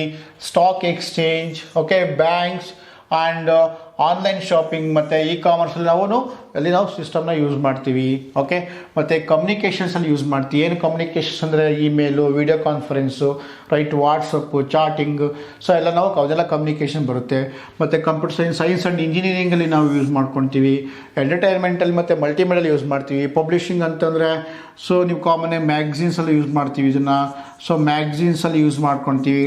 ಪ್ರೆಸ್ಸಲ್ಲಿ ಯೂಸ್ ಮಾಡ್ತೀವಿ, ಪ್ರಿಂಟಿಂಗ್ ಪ್ರೆಸ್ಸಲ್ಲಿ, ರೈಟ್? ಸೊ ಇವೆಲ್ಲ ಈ ಪಬ್ಲಿಷಿಂಗ್ಸ್ ಎಲ್ಲ ಬರುತ್ತೆ. ಪಬ್ಲಿಷಿಂಗ್ಸಲ್ಲಿ ಟ್ರಾವೆಲ್ಸ್ ಅಂತಂದರೆ ticket booking, airlines reservations, train reservations, ಇವೆಲ್ಲ ಟ್ರಾವೆಲ್ಸಲ್ಲಿ ಯೂಸ್ ಮಾಡ್ಕೊತೀವಿ. ಮತ್ತು ಹಾಸ್ಪಿಟಲ್ಸಲ್ಲಿ ಯೂಸ್ ಮಾಡ್ತೀವಿ, right? And satellite communications. So this are the applications of computers. ಅಂದರೆ ಎಲ್ಲ ಕಡೆ ಯೂಸ್ ಮಾಡ್ತೀವಿ ಕಂಪ್ಯೂಟರ್, ಎಲ್ಲ ಕಡೆ ಯೂಸ್ ಮಾಡ್ಕೊತೀವಿ. ಅದನ್ನು ಅಪ್ಲಿಕೇಶನ್ಸ್ ಆಫ್ ಕಂಪ್ಯೂಟರ್ ಅಂತ ಕರಿತೀವಿ student. Okay, applications of computers. Okay, next ಇದಾದಮೇಲೆ very very important. So very very important. Next, right, classification of computers. ಕಂಪ್ಯೂಟರ್ನ ವಿಧಗಳು ಯಾವುವು? ಓಕೆ, ಹೆಂಗೆ ಕ್ಲಾಸಿಫೈ ಮಾಡ್ತೀವಿ ಅಂದರೆ ಮೇನ್, ಸೈಜ್ ಮತ್ತು ಸ್ಪೀಡು, ಇದು ಇಂಪಾರ್ಟೆಂಟ್. ಓಕೆ, ಏನು? Classification of the electronic computers may be based on the either principles of operations or their configuration. Okay, by means of size, speed of doing computations and storage capacity. ನಾವು ಒಂದು computer ಹೆಂಗೆ ವಿಧಗಳು ಮಾಡ್ಕೊತೀವಿ, ಹೆಂಗೆ classification ಮಾಡ್ಕೊತೀವಿ, types ಹೆಂಗೆ ಮಾಡ್ಕೊತೀವಿ ಅಂದರೆ ಅದ್ರ ಸೈಜು ಮತ್ತು ಸೈಜು ಅಂದರೆ ಗಾತ್ರ, ಅದ್ರ ಸ್ಪೀಡು ಮತ್ತು ಅದ್ರ ಸ್ಟೋರೇಜ್ ಕೆಪಾಸಿಟಿ, ಎಷ್ಟನ್ನ ಡೇಟಾನ ಸ್ಟೋರ್ ಮಾಡ್ಕೊಳ್ಬೋದು, ದತ್ತಾಂಶನ ಎಷ್ಟನ್ನ ಸ್ಟೋರ್ ಮಾಡ್ಕೊಳ್ಬೋದು, ಅದ್ರ ಮೇಲೆ ನಾವು ಯೂಸ್ ಮಾಡ್ಕೊತೀವಿ, ರೈಟ್? ಸೊ ಆ ಡೇಟಾ ಏನಿದೆ, ಎಷ್ಟು ಸ್ಟೋರೇಜ್ ಕೆಪಾಸಿಟಿ ಎಷ್ಟಿದೆ ಅದರದ್ದು, ಮತ್ತು ಅದರದ್ದು ಸೈಜ್ ಎಷ್ಟಿದೆ, ಸ್ಪೀಡ್ ಎಷ್ಟಿದೆ. Based on these principles computer will be classifying into 3 types. 3 ವಿಧಗಳಾಗಿ ಮಾಡ್ಕೊತೀವಿ. ಅದು ಯಾವುದಪ್ಪ ಅಂತಂದರೆ, ಓಕೆ, ನೋಡಿಲಿ ಬರಿತೀನಿ ಫ್ರೆಂಡ್. ನೋಡಿ, ಈಗ ಕಂಪ್ಯೂಟರ್ಸ್ನ 3 ವಿಧಗಳಾಗಿ ಮಾಡ್ಕೊತೀವಿ ನಾವು. Right? Computers will mainly classified into right, 3 types. One is, okay, three types. Mainly computer will be classified into 3 types, right? One is analog computers and digital computers. Next, digital computers. ಮೂರನೇದು ಯಾವುದು? hybrid computers. Analog computers, digital computers, hybrid computers. Again it will be digital computers. Again it will be classified into, okay, purpose wise ಮತ್ತೆ size and performance. Size and performance.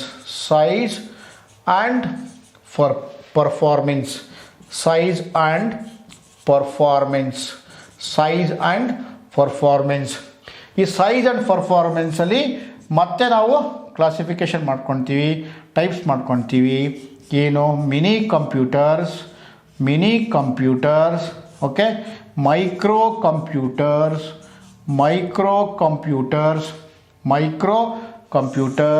Okay, next main frame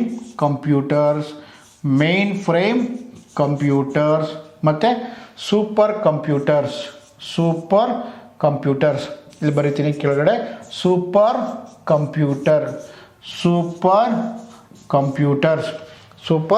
computers okay. ಈ purpose ವೈಸಲ್ಲಿ again 2 types, okay. ಏನೋ specific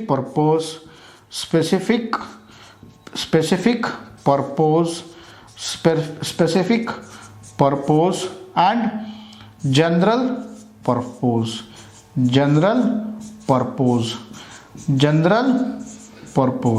right. So like this will be classifying ಏನೋ size, ಅದ್ರ speed ಮತ್ತು storage capacity. Based on these principles computer will be classified into 3 types: analog computer, digital computer, hybrid computers. Digital computers again will be classified into purpose wise and size and performance. In size and performance, mini, micro and mainframe and supercomputers. Mini, micro, mainframe and supercomputers. And purpose wise only specific purpose and general purpose. Like this will be classifying. Okay, this is classification of computers. ಗಣಕಯಂತ್ರದ ವಿಭಾಗಗಳು. Exam point of view ಇದು ತುಂಬ important. ಯಾವುದು? Mini, micro, mainframe, super computers. Mini, micro, mainframe, super computers. Okay, ಈಗ ಒಂದೊಂದಾಗಿ discussion ಮಾಡೋಣ. Analog computer ಅಂದ್ರೇನು? Okay, observe ಮಾಡಿ. Analog computer, digital computer, okay, hybrid computers. Analog computer, digital computers, hybrid computers. Again, digital computers again will be classified into purpose wise and size and performance. In size and performance, micro, mini, mainframe, supercomputers. Okay, and purpose wise again special purpose and general purpose, or specific purpose and general purpose. Okay, so this is the classification of computers. Okay, ಕಂಪ್ಯೂಟರ್ನ ವಿಧಗಳು. ಇದು chart very very very very important. ಈ chart ನಿಮಗೆ ತುಂಬ important. ಅದರಲ್ಲಿ ಈ micro, mini, mainframe, super computers very very important friends. Very very ಎಕ್ಸಾಮಲ್ಲಿ ನಿಮಗೆ ಕ್ವಶನ್ಸ್ ಆಗೋದು ಇದರಲ್ಲೇ. ನಿಮಗೆ ಎಕ್ಸಾಮಲ್ಲಿ ಎಲ್ಲ ಕ್ವಶನ್ಸು ನಿಮಗೆ ಬರೋದು ಮ್ಯಾಕ್ಸಿಮಮ್ಮು ಇದರಲ್ಲೇ. ಮೈಕ್ರೋ ಕಂಪ್ಯೂಟರ್ಸು, ಮಿನಿ ಕಂಪ್ಯೂಟರ್ಸ್ ಅಂದರೆ ಏನು, ಮೈಕ್ರೋ ಕಂಪ್ಯೂಟರ್ಸ್ ಏನು, ಇದ್ರ ಉದಾಹರಣೆಗಳು ಯಾವುವು, ಎಲ್ಲಿ ಯೂಸ್ ಮಾಡ್ತಾರೆ, ಇದು very very important exam point of view. ಯಾವುದೇ ಎಕ್ಸಾಮ್ ಆಗಲಿ ಇದರಲ್ಲೇ ನಿಮಗೆ ಕ್ವಶನ್ಸ್ ತೆಗಿತಾರೆ. ಓಕೆ.